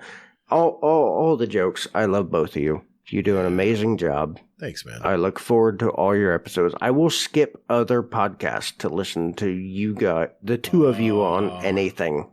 I'm feeling warm and fuzzy now. I'll make you feel warm and fuzzy. Oh, no, never mind. Hazel, where He has something that's warm and fuzzy for you, too. Hazel, where I haven't shaved in a bit. people find you? Oh, God. It's like a Furby between my legs. Shit. The stuff I say. So, by the way, I want to say this. So, Phoenix, I have been trying to get Gatr. I've been badgering him about this. You asked a question a while back, and you were like, there was a dead silence, and then, how the fuck are you? Yeah. Yeah. I've been trying to get Gatr to put that in the beginning of every episode. Like, before we, talk about, like, how our week's been and stuff like that. He just won't do it. What? Well, and I get it, because the fuck is a very strong curse word. I get that. Well, we are. But as I told you at the beginning, before we started recording, my whole mentality is breaking people out of what they expect to get a real answer. Because I've spent the last at least 10 years working in jobs that people hate their life. To be brutally honest, they hate everything about themselves. But when you throw a question out like, how the fuck are you? It throws them off their game, and you get an honest answer. Yeah, what a thought. Because when you ask, how's it going? Same shit, different day. Well, I'm one of the few people that wants a real answer, and no one gives it to me. That's why I like that question, and that's why I put it out a couple times. But this is a twofold podcast. So, if everybody's not into it, that's fine. But that's why I asked that question. Is because I want to get to real people. Yeah. I want to break people out of their cycle. Get real answers, and I will respond honestly to them. All right. Say it again. I'll get a nice, clear soundbite this time. How the fuck are you? Perfect. All right. Now, you don't have to do that. I like it, actually. I like it. I figured, given the context, because, again, I get it. I get the hesitation to it. Well, I have some listeners. But that's why I say it. You know, I'll listen to podcasts, and if they throw the F word around too much, I'm just like, that just you're wasting a good word there. You want to use it. Right. No, I'm saying that's what I'm saying about your question. Right. That's the right way to use it. But when people use it as like an adjective, all the time, in every sentence, it just gets old.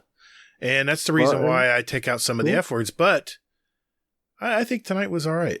I think everything was used perfectly tonight. So I'm not afraid of the F word. We talked in pre-show. That's why I didn't finish Full Metal Jacket, because it was used as nothing.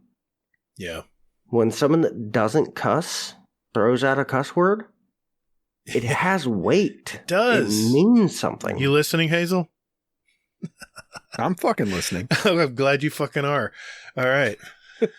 Damn. Oh, I'm so happy to hear that. You have no idea. God damn it. All right.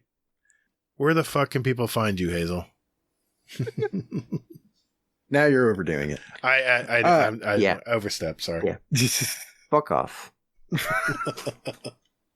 I can be found at Hazel NT anywhere and everywhere. Oh, just pull the oh fuck, I lost it. The Dead Tails guy. That's Boost. Oh, Boost would always say that. Boost would always say that. No, not Boost. Yeah, it's Boost. It's it's actually an homage to Boost. Baroque. Anywhere and everywhere. That was Boost. Baroque. Boost would say that too. And the reason I say, I'm sorry, Boost. The reason I say you can find me on Twitter at Todd the Gator. Remember, that's Gatr. You can find me on. You have a stupid name. And you can find me on Steam and PS5 as Gator Gatr, and don't forget those underscores. You can find me on YouTube at Gator-Guardian Downcast, where we post our episodes every week, or just go to Gator Gatr. You can find it there too. And we can't leave. Oh, you stole Hazel's thing. I didn't. You overtook it. That's Stu Gotz's. It's the end of the show. So fuck Gator. I love you, Hazel. What? He didn't say anything before you were like, no, that's why I was like __ fuck off. Hey Hazel, how can people fucking find you, dude? He's fading. It's okay. I'm used to this. I'm used to working with geriatrics. So I can be found at Hazel NT anywhere and everywhere. Thank you. All right. I love you both.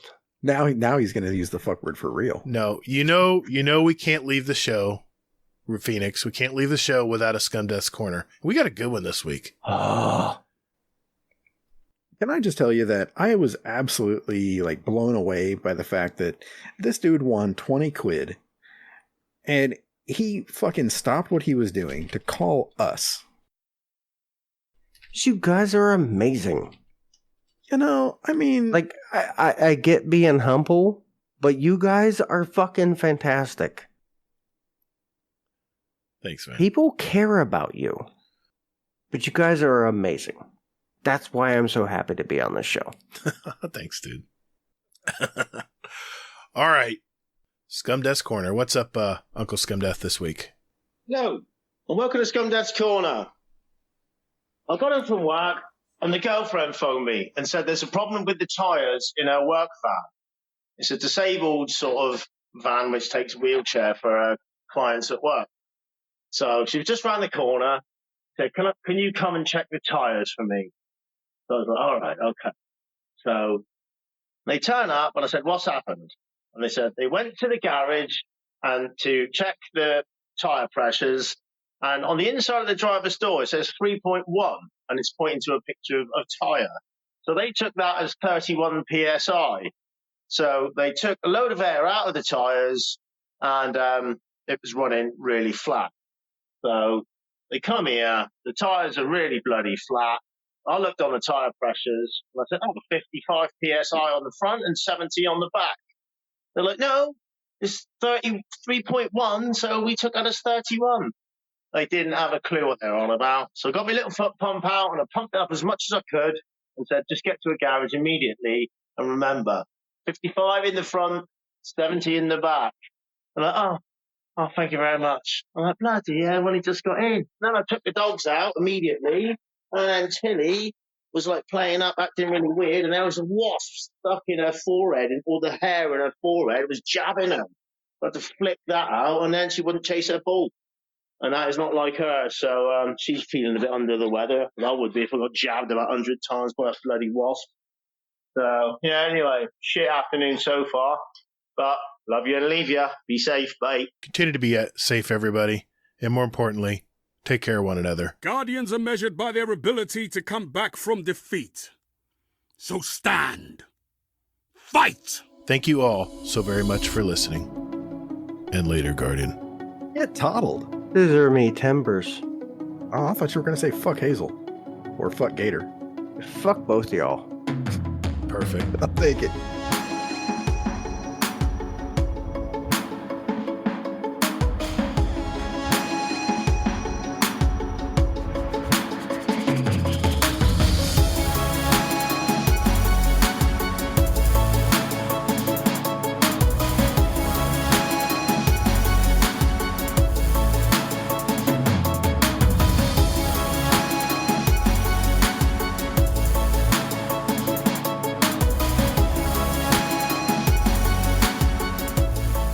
Usually what I'll do is I'll see what people's limits are, and I'll go just past that. Just enough to make them Just uncomfortable? till I see the cheeks get red. Yep. And I know I have fucked with them. But I made their day better because they're, it pulls them out of this, bad mentality. the days that they're in daily. Yeah. Why do life sucks for a lot of people, but some of it's your own mental attitude. Truth. Sometimes you need somebody to break you out of it. Well, even if it's perverted. Hell, that's Anthony Robbins 101, dude, is breaking your patterns. Hell, my favorite saying is, hey, $20 is $20. What can you get for $20? You can get a lot from me for $20. Everything you want. Pegged it.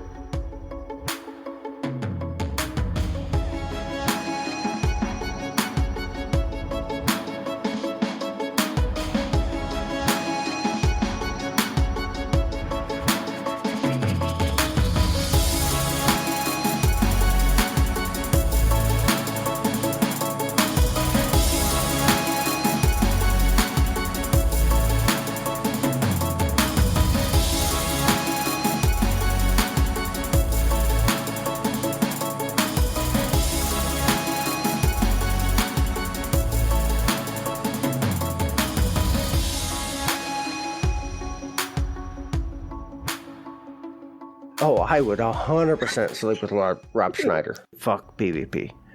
How the fuck are you?